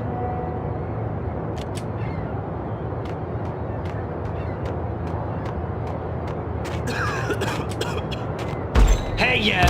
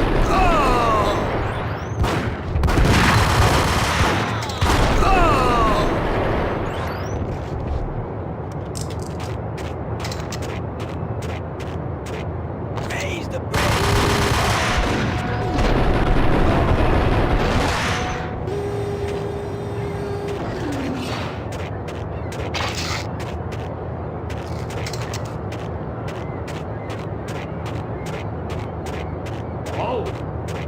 Rico Muerte? This way.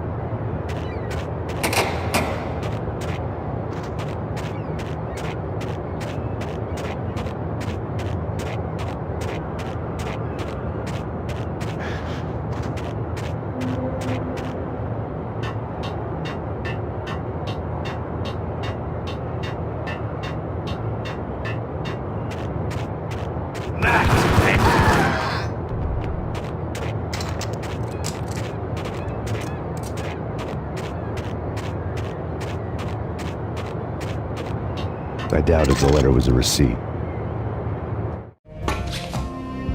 Rico Muerte had come to town to do more than just sort out family troubles. Exhibits number 1, 2, and 3. Briefcase of money, a sniper rifle, and an envelope with one word neatly printed on a folded piece of expensive paper. Mayor. It didn't sound like a mafia contract at all. It was too cold and too to the point.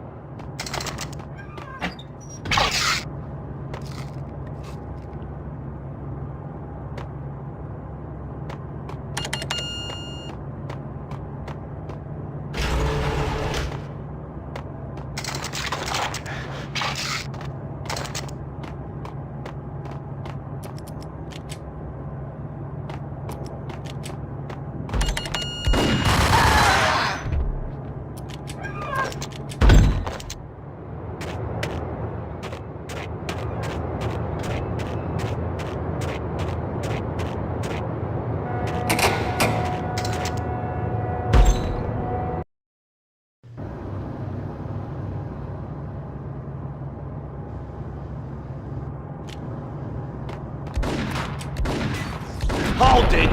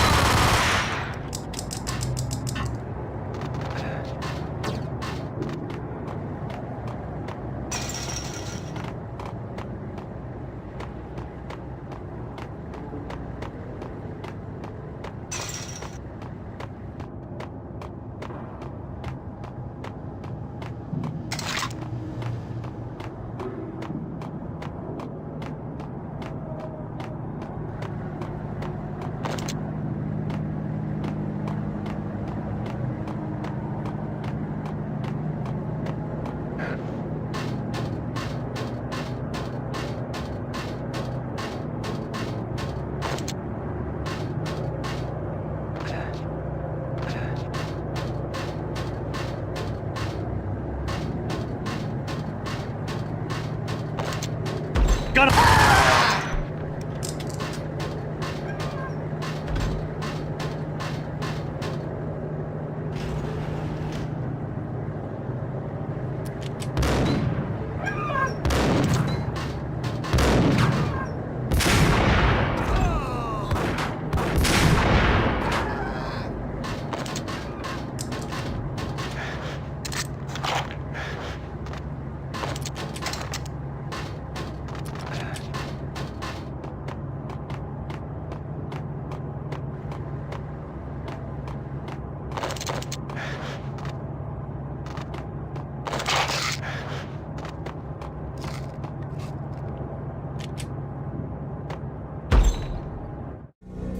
Rust had crept over the sides of the cargo steamer a long time ago. Boris Dime would be on board. I'd have to smoke half of his crew to even get near the gangplank.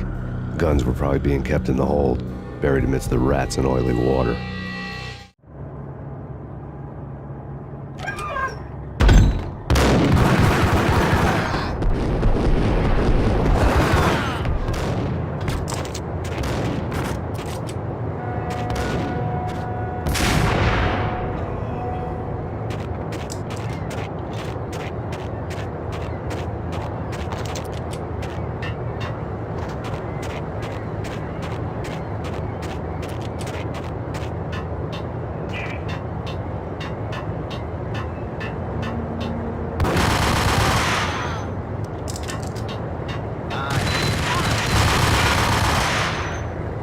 What the?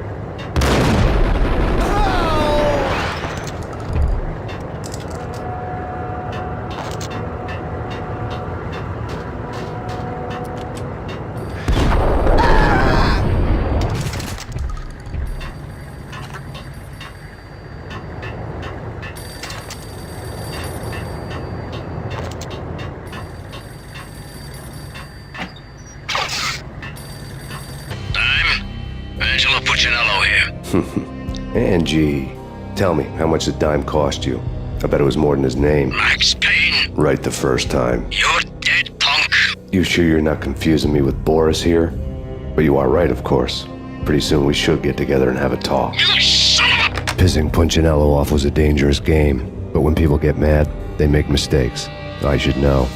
That's where I wanted Puccinello, mad enough to trip over his own feet, preferably into a grave.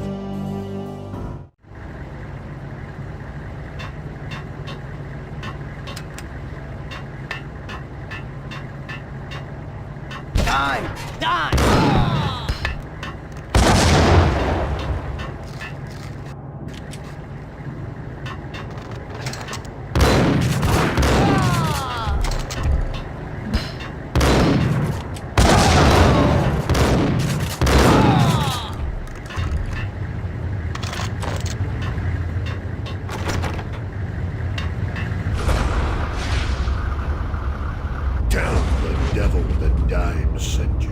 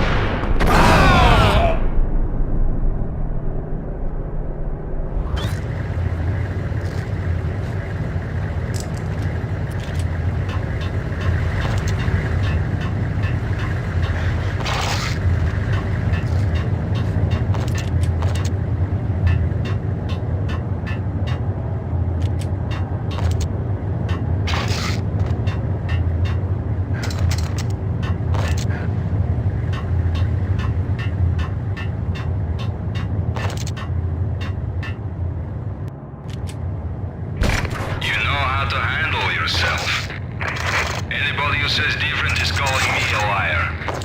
Vladimir here. Collect all the guns and ammo you want. Meet me on the bridge afterwards.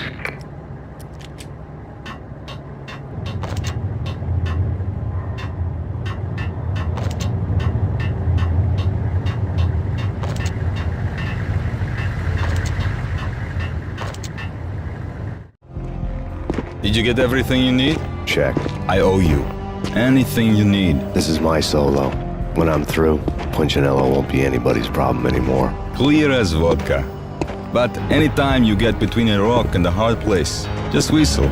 This could be the beginning of a beautiful friendship. You really get a bang out of this big-time gangster act, don't you? Even with all this firepower, I figured I couldn't get to Punchinello at his manor. I could only hope that he wouldn't pass a chance to hear me beg, to see he's won. This is Max Payne. I want to cut a deal. Payne, you're a dead man. That's what everybody keeps telling me. I got your ship and her cargo. I want to meet. No pain, no gain. Capiche? You know my restaurant? Yeah, I know it. 1 hour. Punchinello's restaurant had seen better days. Snow was falling like ashes from post-apocalyptic skies, but that was outside. Things would soon get hot in the Don's restaurant. I knew it was a long shot, Angelo Punchinello actually showing up, but there was no crime in hoping.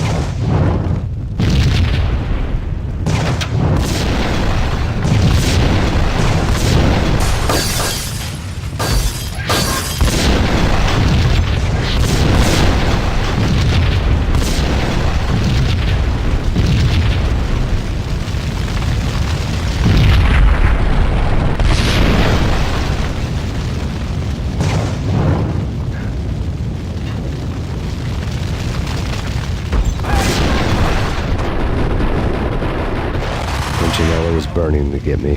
The feeling was mutual. He was trying to put out my flames with gasoline.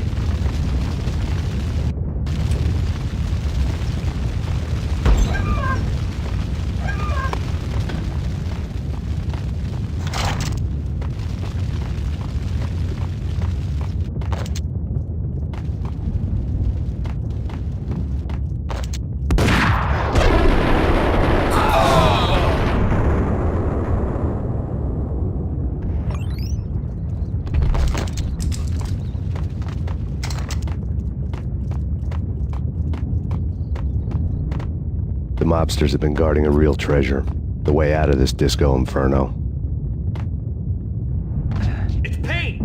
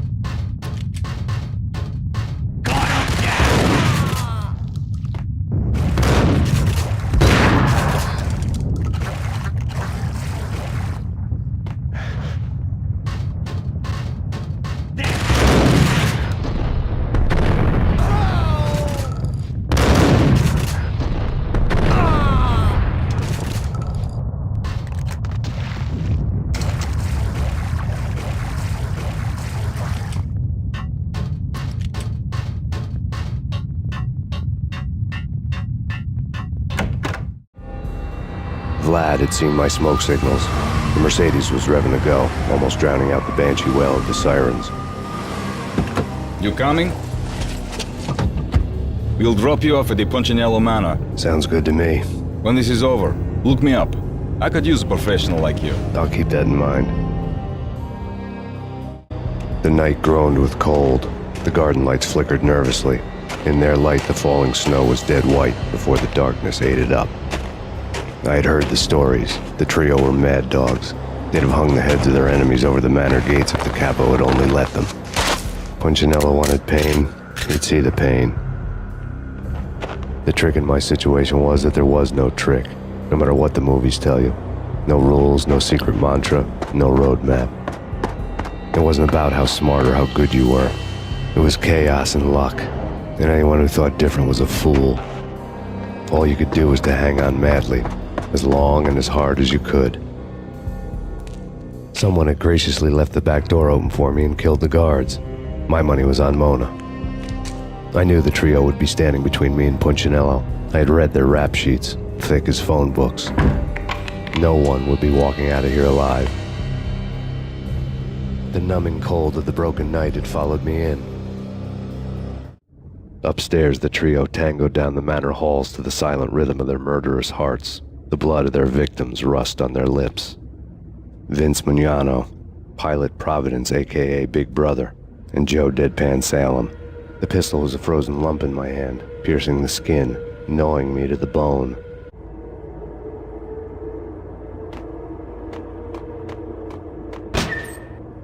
In death, the thug had been promoted to messenger. Someone hadn't enjoyed the Don's hospitality. Someone with a flair for the dramatic. Someone who had let herself out of a locked cell and past a couple of armed guards. My thoughts were on Mona again. I could only hope she was a good enough gambler to walk away while she was still winning, before she'd run into the trio.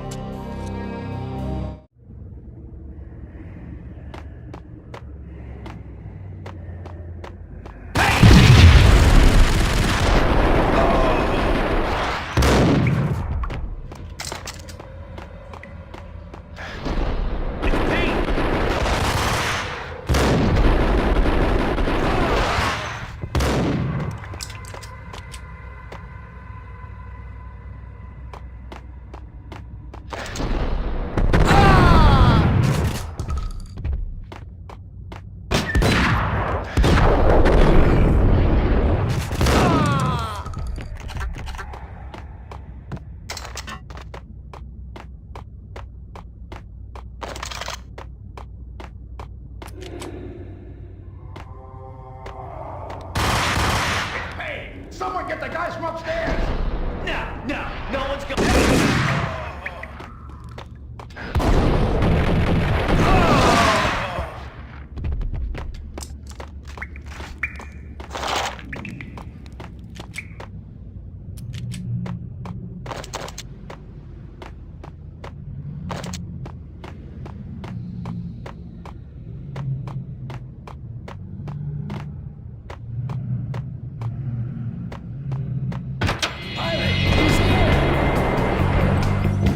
It didn't take me long to run into the trio.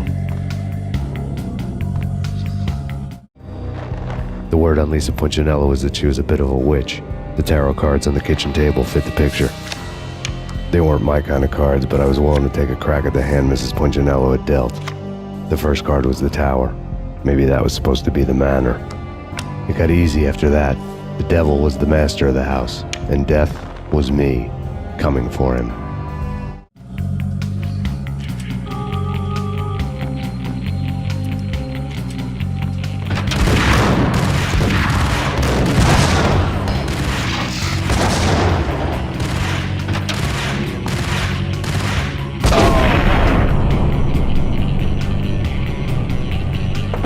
One down, two to go.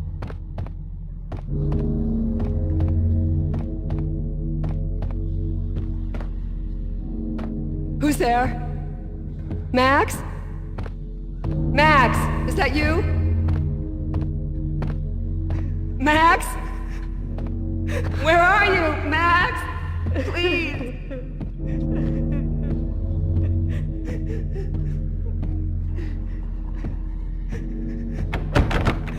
No, please, Max, no! I'm sorry. Please don't, Max, no.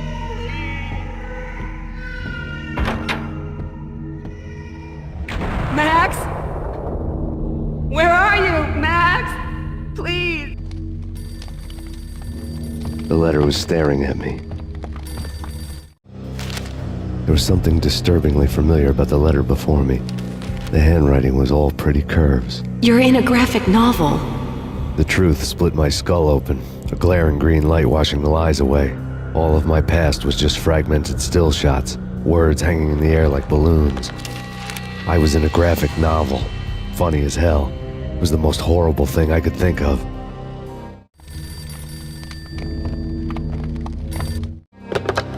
Bartender is shiny stuff and dreams are made of stooped necromancers.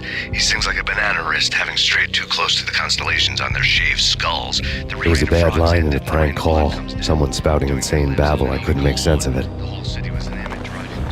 But I had an overwhelming sense of deja vu, and the caller's voice sounded oddly familiar.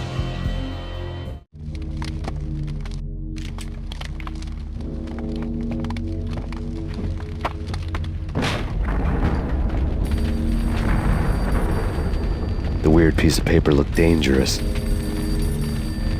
There was something disturbingly familiar about the letter before me. The handwriting was all pretty curves. You're in a computer game, Max.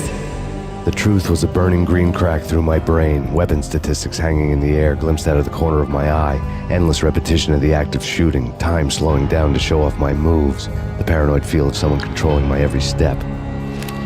I was in a computer game. Funny as hell, it was the most horrible thing I could think of. Don't lose it. It's Valkyr. The drug. Snap out of it. Try to remember. It was a bad line in a prank call. Someone spouting insane babble. I couldn't make sense of it. But I had an overwhelming sense of deja vu, and the caller's voice sounded oddly familiar.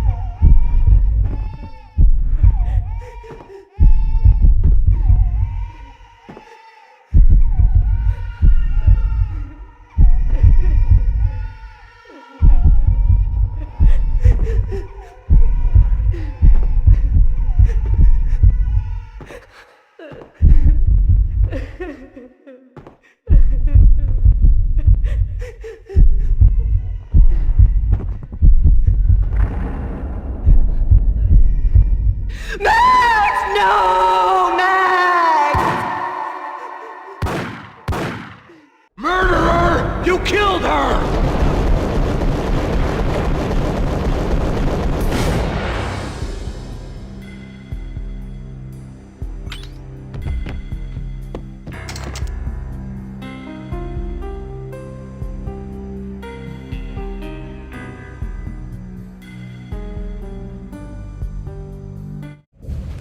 Max, something happened at the office today. A strange memo. Something about Vikings. Honey, I gotta run. You can tell me all about it this evening. Have a nice day, darling. The bullet holes were rubies on her chest, blood glowing on her ivory skin. She was so beautiful. The killer was smiling. The flesh of fallen angels. Slowly, the green nightmare faded, leaving dark stains on my soul that would never come off. I felt like flatlining. I was all shook up. I woke up in a cold sweat, sick and tired to the bone, lying in a puddle of my own puke. The hag had said take me to Cold Steel before it had all gone crazy. It was a clue, the only one I had. It took me forever to crawl back to my feet and hit the road, but when I did, I drove straight to Cold Steel Foundry outside the city. There was a whole lot of action around the place for a freezing winter night. Trucks coming and going, men running. I had the drop on the mystery witch. She thought I was dead. I was on her blind side. I was going in. The bad trip had put me in a crazy mood, adrenaline pumping through my aching veins. Staggering on the mill roof in ice and snow and wild wind, I was a ninja. My kung fu was strong. I wasn't kidding anybody. At best, I was Superman on Kryptonite about to fall through a skylight, down to where it was all going down. A half-abandoned industrial area in the middle of nowhere. The factory was a perfect front for any number of illegal activities.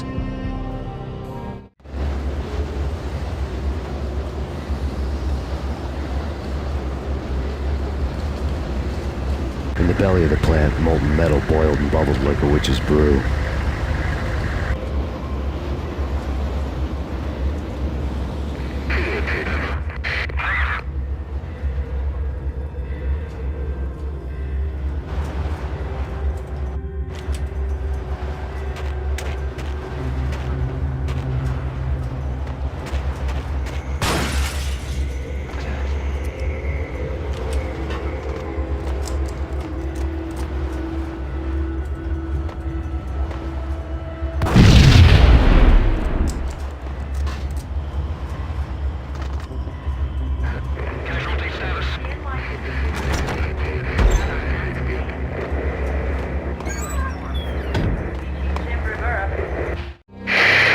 Life-threatening weather conditions.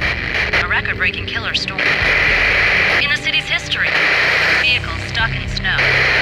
Heavy snowfall. Forecast shows severe weather is expected to continue. Out in the night, snow fell like confetti over the Devil's Parade. The storm was anything but over.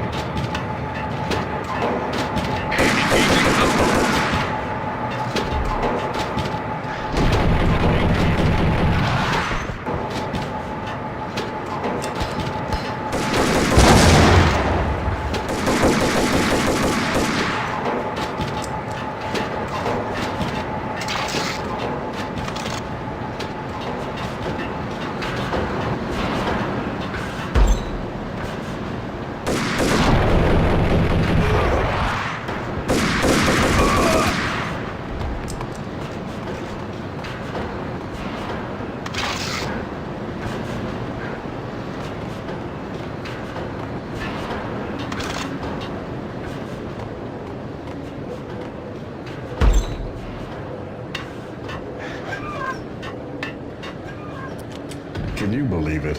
I've been... What the?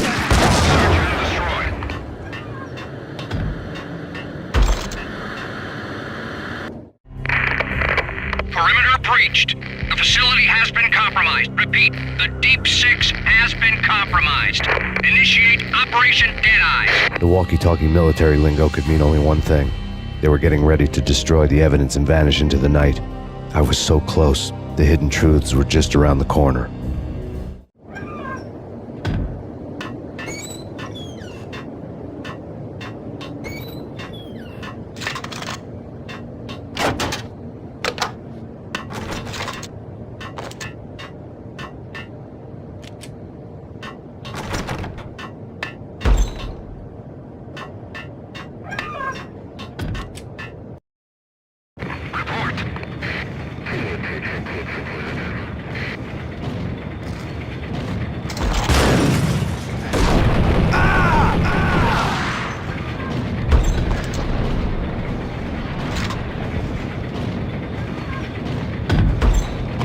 Folder on the table told a grim tale. The mercenaries were running a tight operation, paperwork and all. Merchandise missing again. A chemist had tried to smuggle it out for his own private party. Locked him up in cell B7 in D6's old test facility to wait for proper processing. I was close enough to hear the secrets, just beyond the next doorway.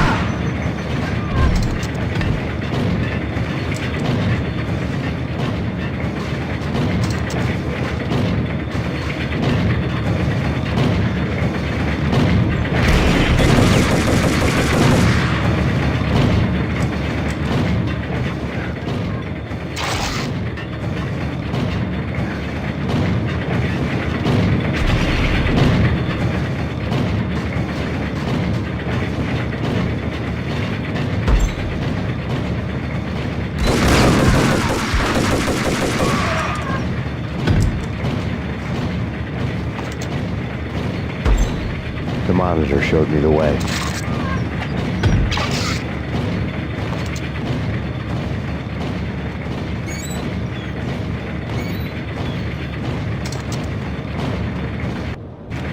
Processing diagrams filled the control room screens, all but one. An elevator titled D6 on one of the screens, somewhere onwards, past rows of ovens, in the core of the plant.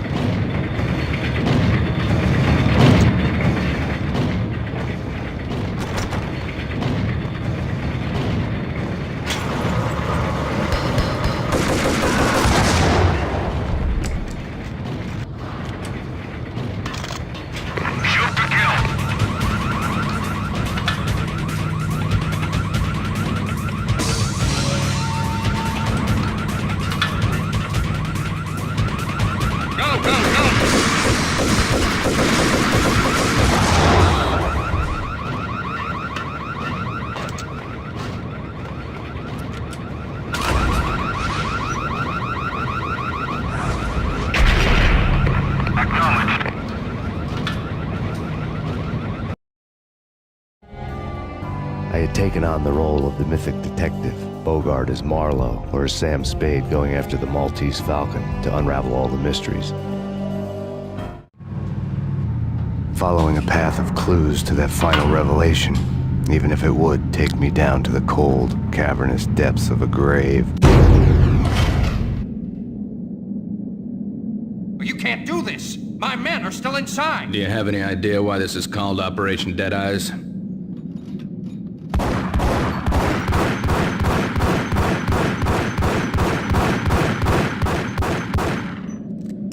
I think he's dead already. Let's do it.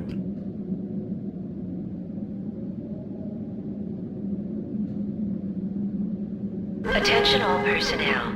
The self-destruction sequence has been initiated. Evacuate the complex immediately. We've got company. Repeat. The self-destruction sequence has been initiated. Proceed to the nearest exit immediately.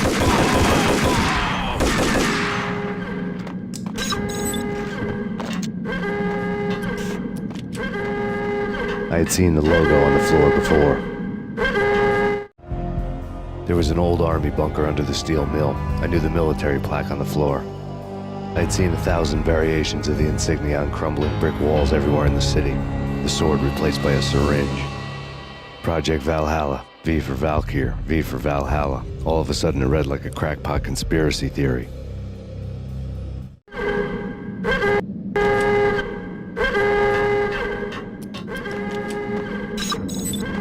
Abort! Abort! The self-destruction sequence has been initiated. Go, go, go!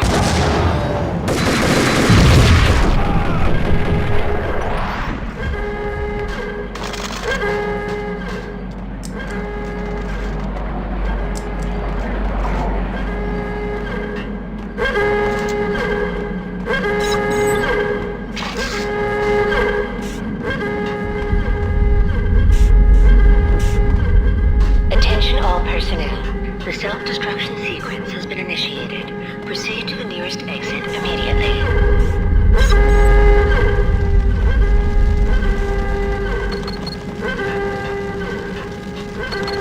Like everything else in the Valkyrie case, the door code was a mystery to me.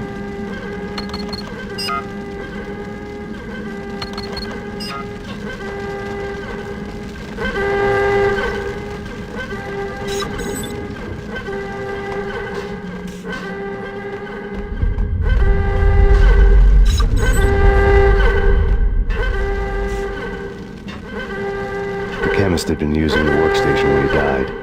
The half-life of the lab rat had ended online, his password blinking on the screen. 665. Decontamination in Beast. progress. Decontamination completed. Attention all personnel. The self-destruction sequence has been initiated. Proceed to the nearest exit immediately.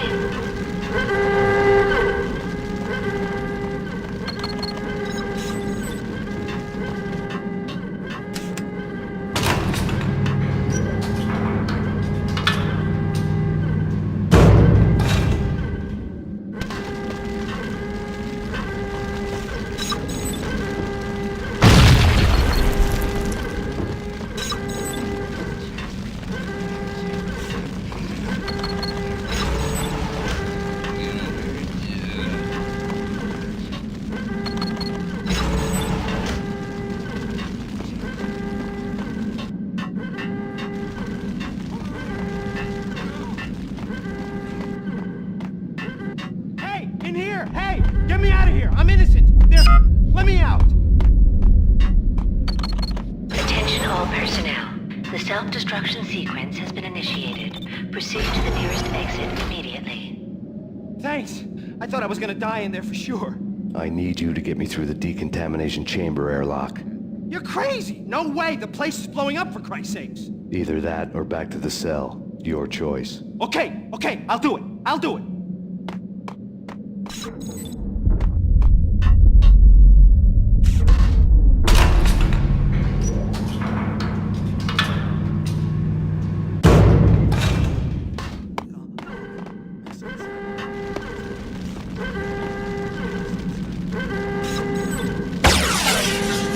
We're dead! We're dead!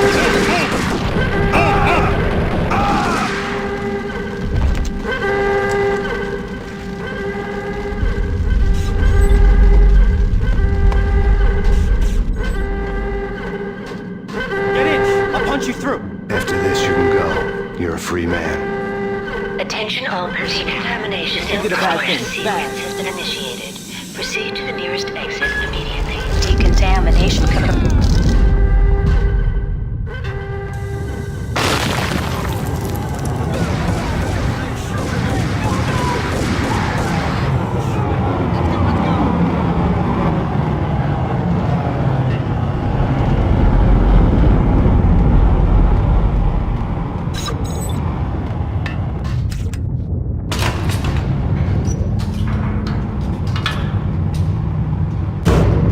I was caught in the middle of the deadly web that was the Valkyr case.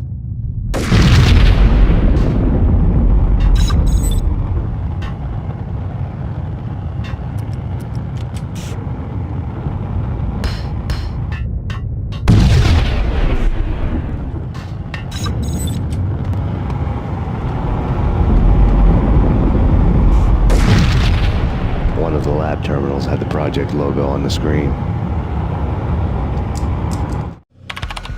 Top secret. Project Valhalla. U.S. Army. Yggdrasil Network. Valhalla.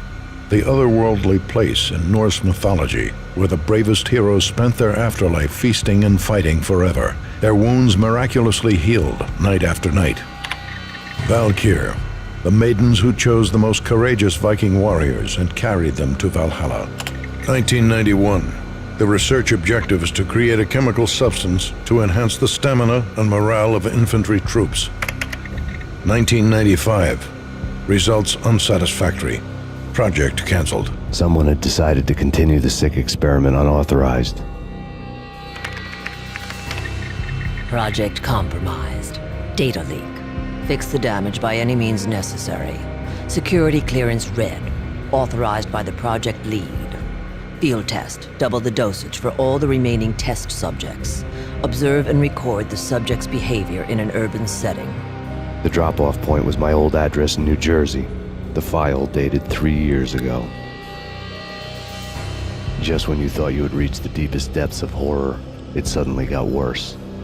How to turn off that small voice inside your head that started to whisper that you should be glad that now, if not before, your revenge was justifiable on any conceivable moral scale.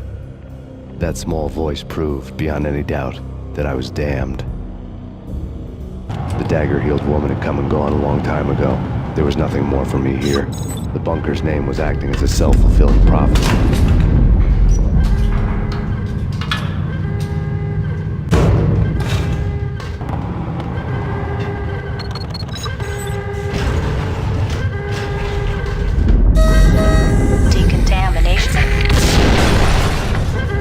Self-destruction imminent. 30, 29, 28, 27, 26, 24, 23, 22, 21, 20, 19, 18, 17, 16, 15, 14, 13, 12, 11, 10, 9, 8, 7, 6,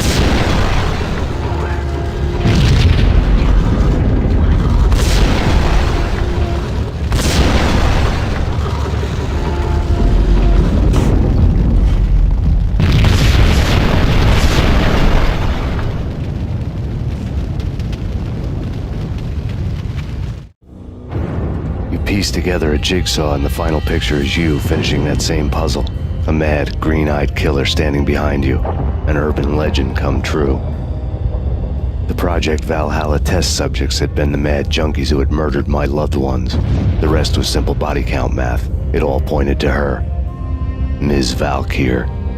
The factory went up in a fiery inferno behind me. All my leads were dead, turned to smoke and dust.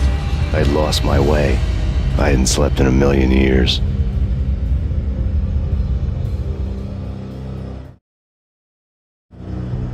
I felt thin as death. I've been living on an endless supply of week-old donuts. They were fuel for this crazy furnace inside my head. I couldn't remember when I had last seen the sun. I was on a permanent graveyard shift. When the darkness fell, New York City became something else, any old Sinatra song notwithstanding. Bad things happened in the night. On the streets of that other city, Noir York City. I was in an all-night diner, downing cup after cup of coffee that tasted like engine oil, when a new message from BB got me back on the killer track. What the hell happened at Roscoe Street? Maxie, I'm going out on a limb here. We need to talk this through, come up with a plan. 2:30 a.m., the Choir Communications Garage. The more I thought about Alex's murder and the frame-up, the more it felt like an inside job. I should have seen it coming. BB had sold me out, and now he wanted to finish what he'd started. The garage was dead.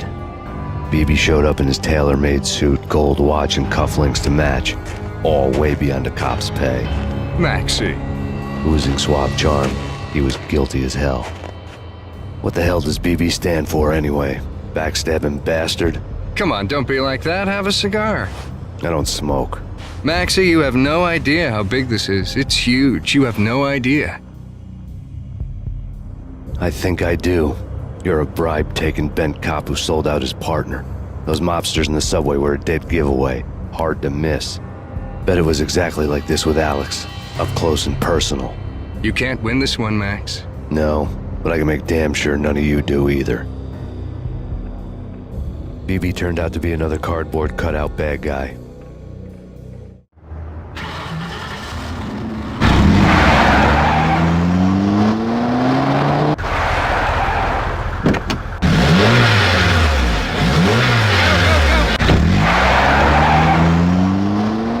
Bad cop on the take, a cowardly right-hand man fleeing from the scene, leaving his paid to do his dirty work.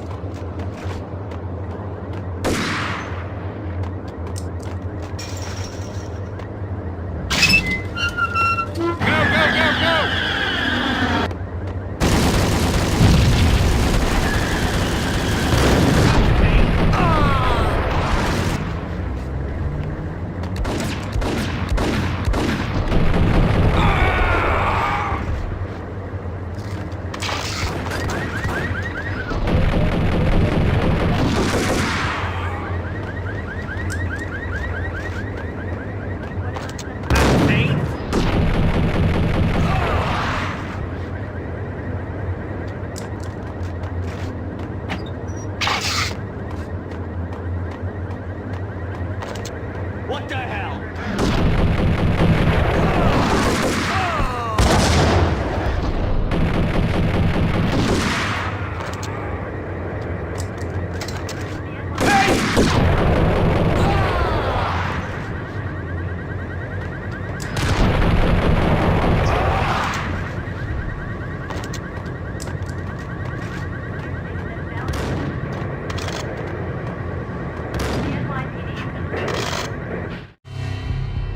Reports of a fire at the Punchinello Manor in Westchester.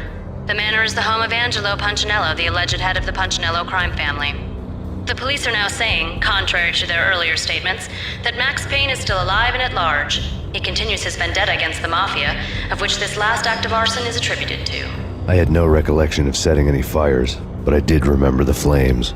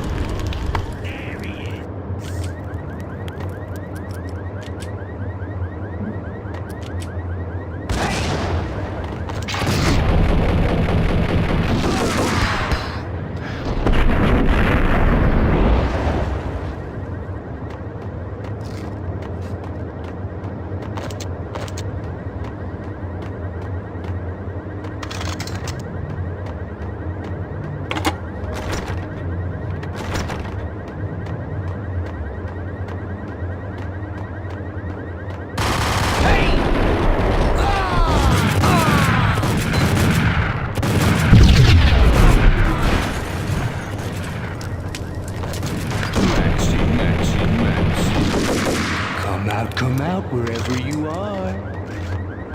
You know, I really hate people who refuse to see the inevitable. Refuse to do the right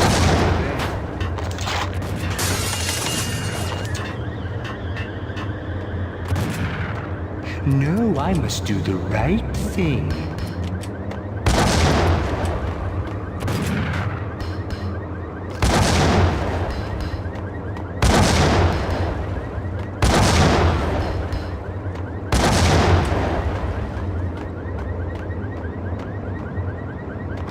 The payphone started to ring. Yeah. Max Payne? Whatever does it for you. This is Alfred Woden. I can give you the name of your enemy. Come to the Asgard building presently. We are expecting you. Woden was waiting for me on the steps of the old building. Mr. Payne, let's go inside. The others are anxious to begin. The others?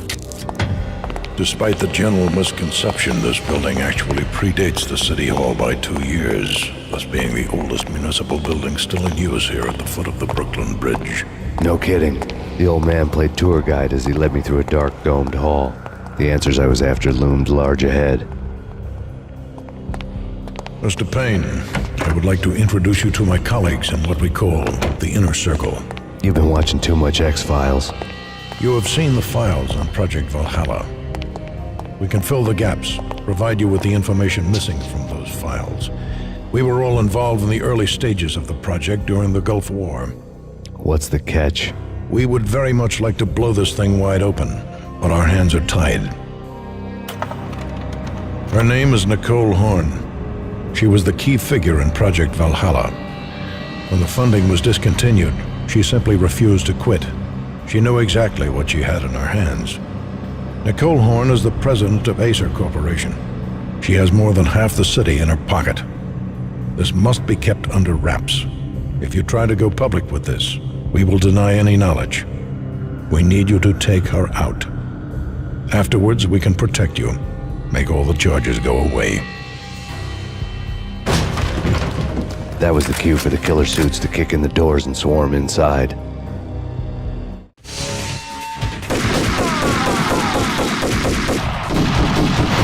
was an impressive floor show, but I decided to leave early anyway. It was only a one-story fall. Lucky me.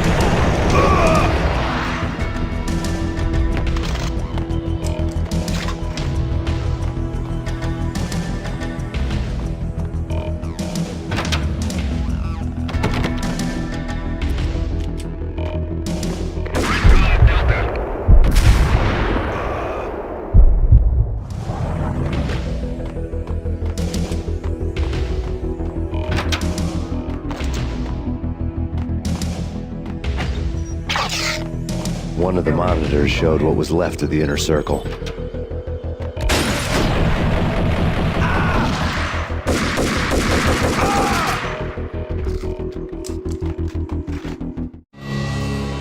On screen, the so-called corpse of Alfred Woden stood up, miraculously waking from his dirt nap, looking smug among his dead pals. In the land of the blind, the one-eyed man is king.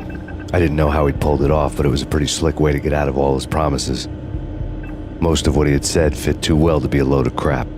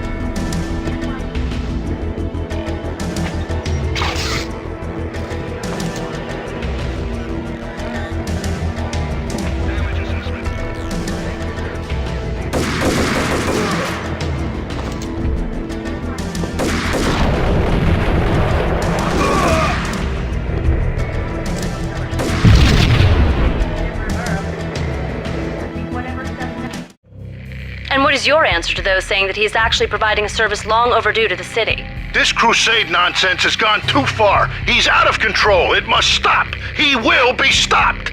That was Deputy Chief Jim Rivera from the New York City Police Department.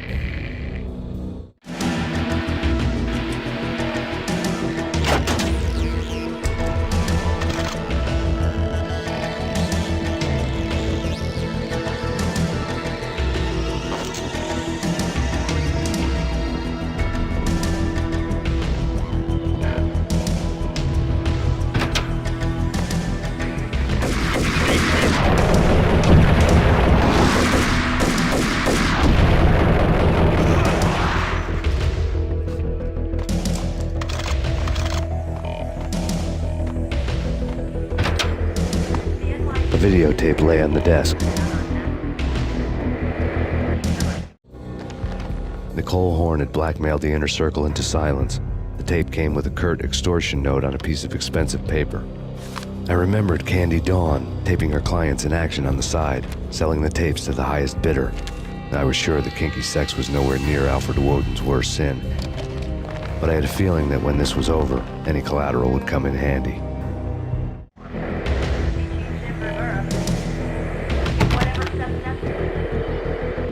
Woden had left me a present.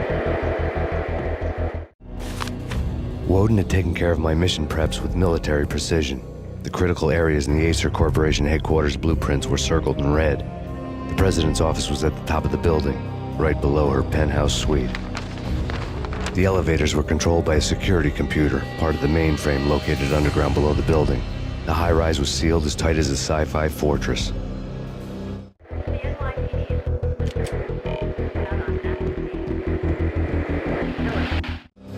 Nothing seems to stop Acer Corporation's phenomenal victory march. Incredibly, the stocks are still rocketing. Worried experts already see a danger in the company's success. Some have gone as far as to say that Acer Corporation is about to become an even bigger monopoly than Microsoft ever was.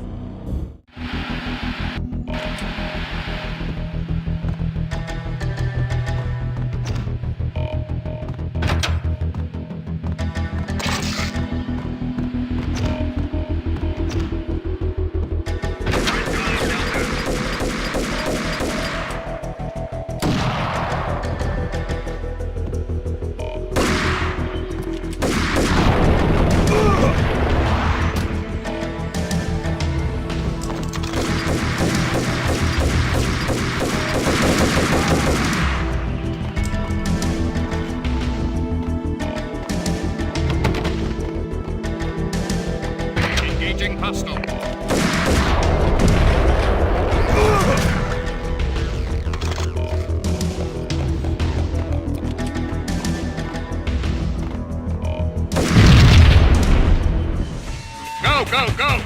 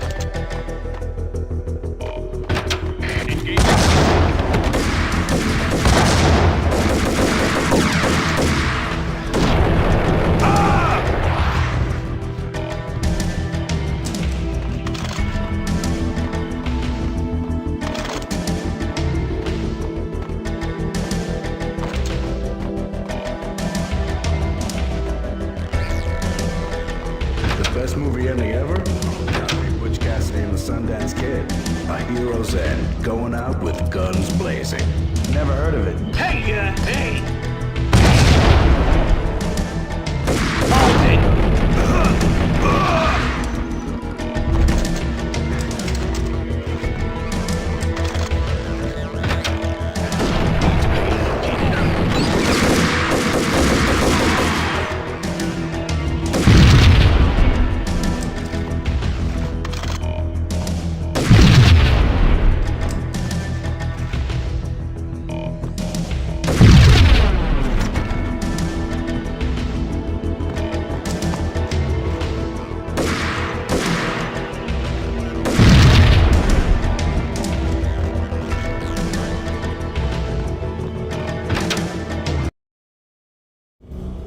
I dreamed of revenge.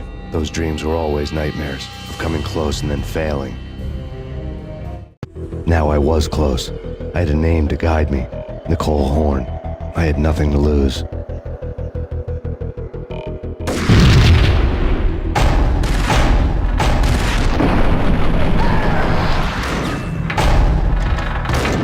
The Inner Circle had quite a track record.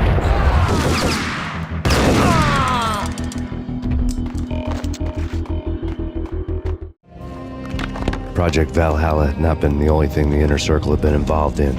There were rows of cabinets full of files. The Serpentine Secret Society went back a long way, always pulling strings from the shadows. I couldn't say I was sorry. Woden's move in some Byzantine power game had cut the Circle's membership roster to 1. The old man wanted me on cleanup duty. It was my mess, too.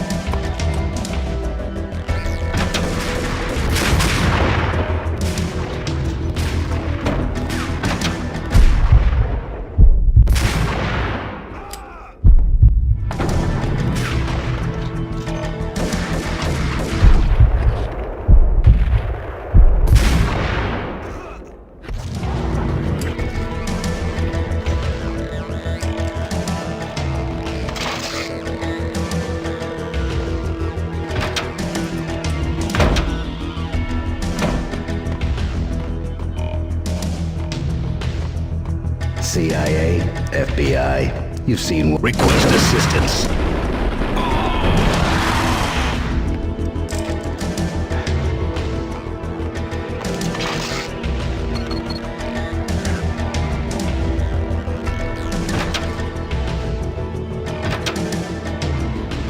Take him down.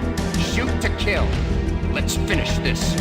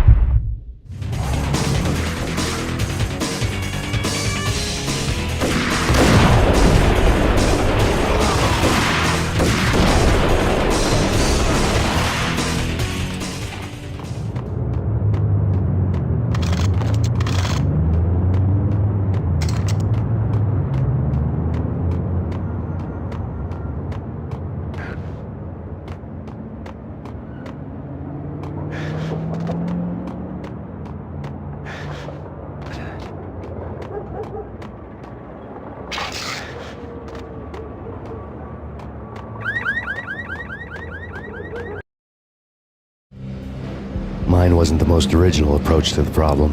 It wasn't as if it hadn't all been done before. An eye for an eye, the first principle of revenge. Old as dirt, still going strong. The cardinal rule in going after someone with an intention to kill was not to make it personal, which it almost always ended up being anyway. It did with me. I took my time, cruising around the city in the snow. There was no hurry. I knew what I had to do now. I took my time, thinking about it, building up the rage.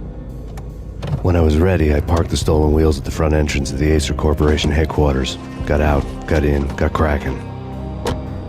I had a bullet with Nicole Horn's name on it. I had 10,000 bullets with the Hag's name on them.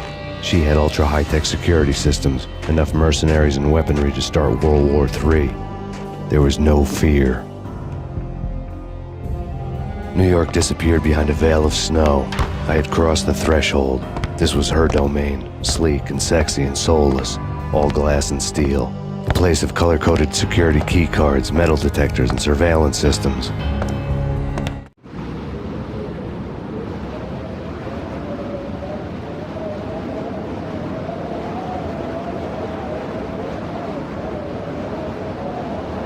Colder than a walk-in fridge. Cold as a gun.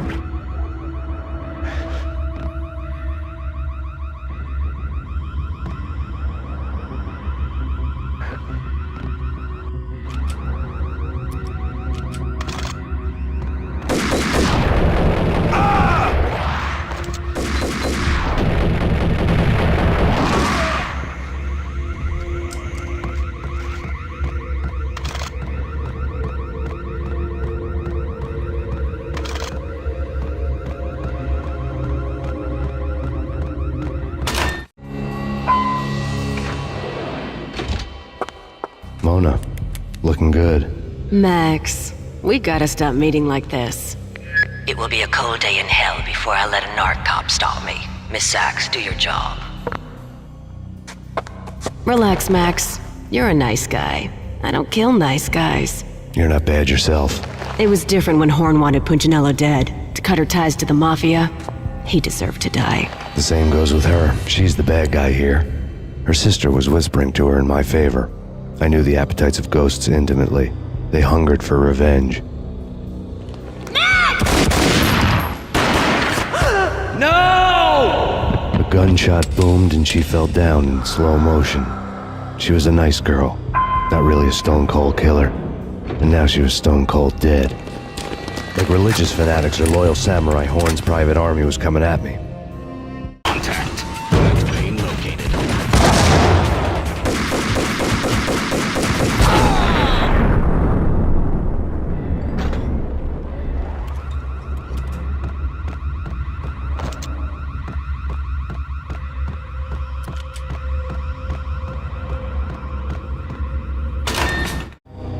When the elevator came back down, Mona was gone. There was a lot of blood, but no body. Something clicked for the final time. My mind had never been so clear, as if somewhere high above the storm clouds were already gone, cold stars blazing from the black skies.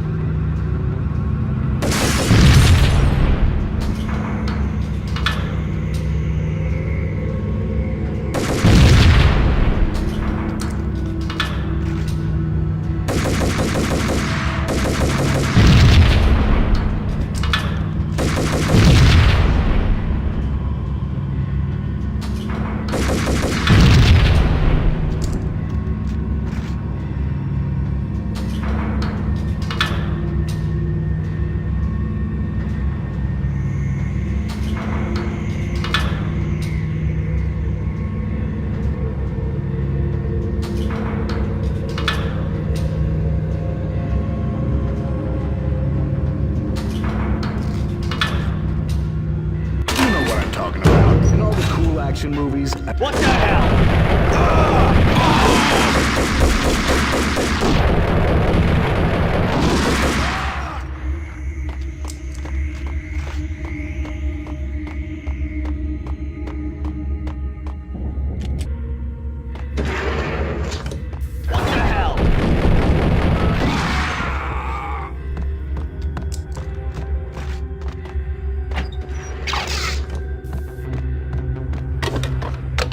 I had elevator access to the mainframe. From there, I'd be able to override the security locks and get to her office.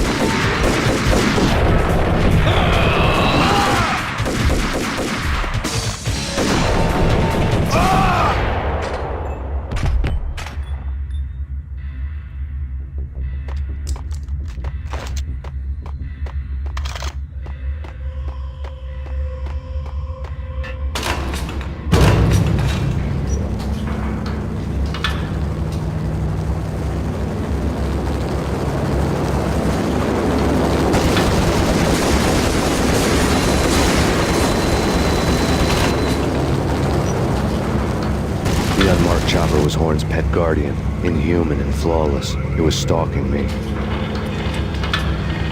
hate to be stereotyped. I'm not a cool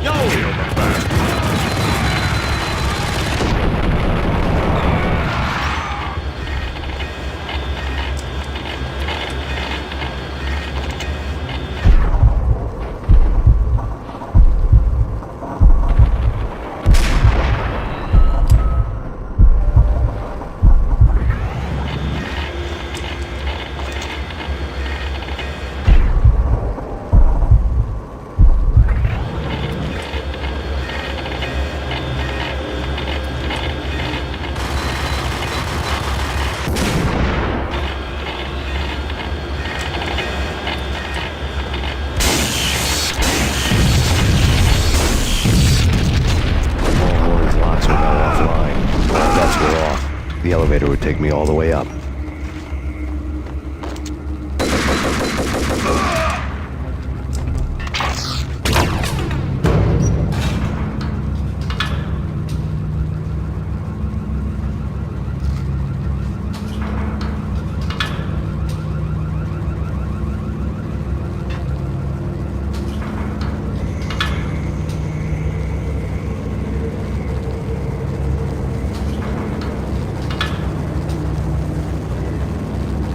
Seen from this height, the night seemed to stretch on to eternity. A hint of desperation had crept into the snowstorm, as if it was trying to get it all out before the end.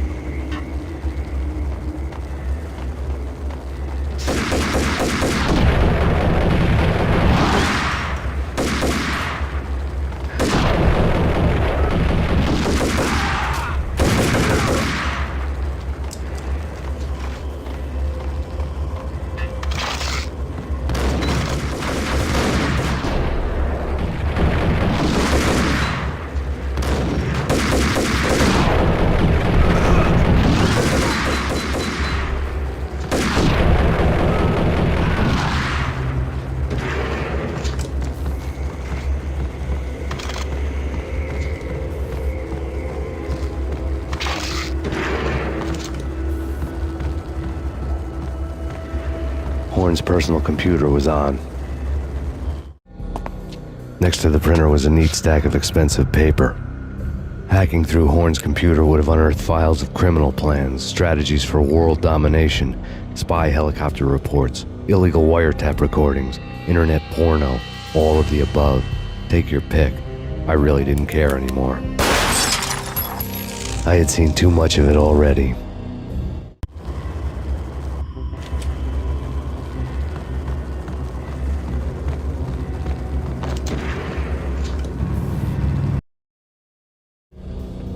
Valkyr had been meant to be a white-winged maiden that would lift you to a warrior's heaven, but it turned out to be a one-way demon ride to hell.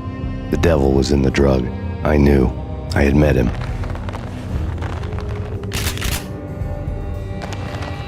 And now I was gonna kill her, the queen of the underworld who had tried to lift herself a bit closer to heaven with her drug money. No begging, no bribes. She knew better. Honor among killers. We who were about to die. Both of us knew how this would end, in pain and suffering. All this because your wife stuck her nose into things that were none of her business. The cops were coming to take me away. The sirens were like a bad conscience I couldn't shake. It's ridiculous you've made it this far. You won't be alive when they get here. Stop him!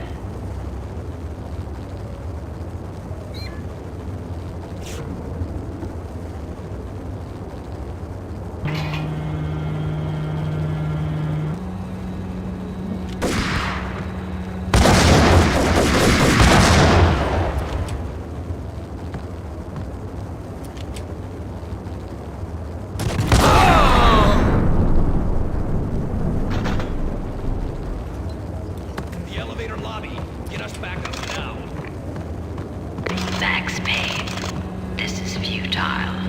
A waste of time. The deaths of your wife and daughter were necessary. Inevitable. It is done. You cannot bring them back. Nothing you do will make it any better.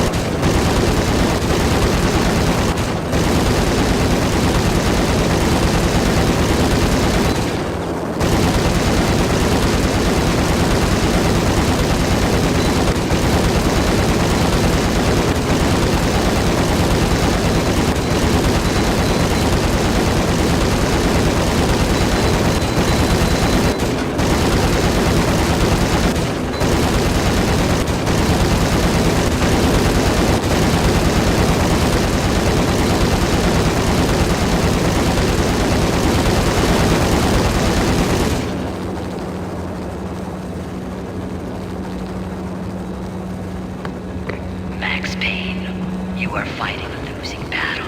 You cannot survive this. You will die. Stop fighting. Make it easy for yourself. Accept your fate. You will die here.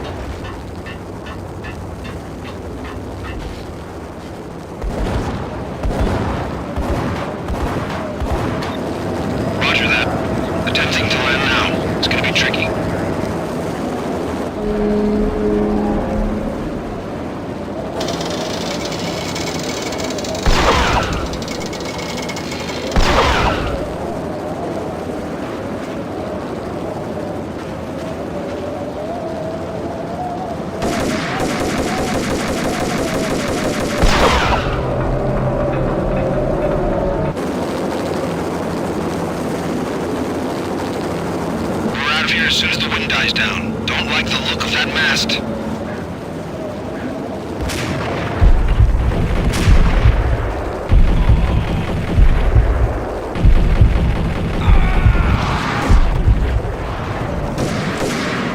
Lift off in 1 minute.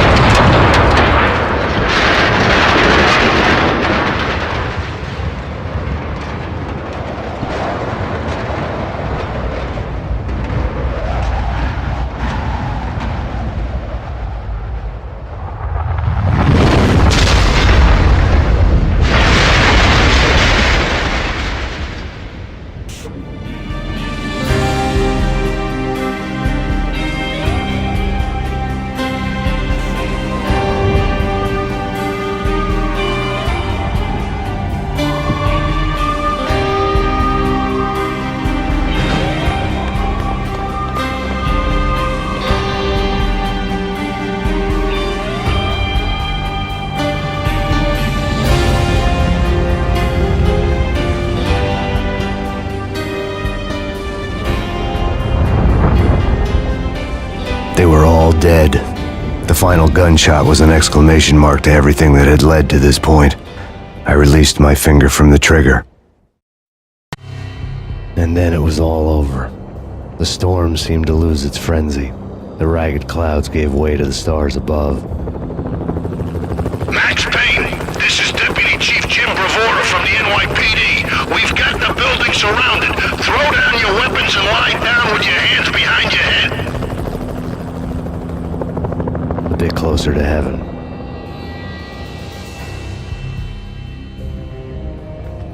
The cops' voices were distant and muted. Freeze! NYPD! Hold it right there! My ghosts released me from their haunting. Down below, New York City glittered like diamonds on black velvet. You gave us one hell of a ride. Take him down to Central Booking. You heard the man. Woden was there in the crowd, standing by the sidelines. It wouldn't be over till the man with the patch would say so. He'd say the right words. I knew he would. He'd better. Woden grinned smugly. It was the grin of a winner. That made two of us.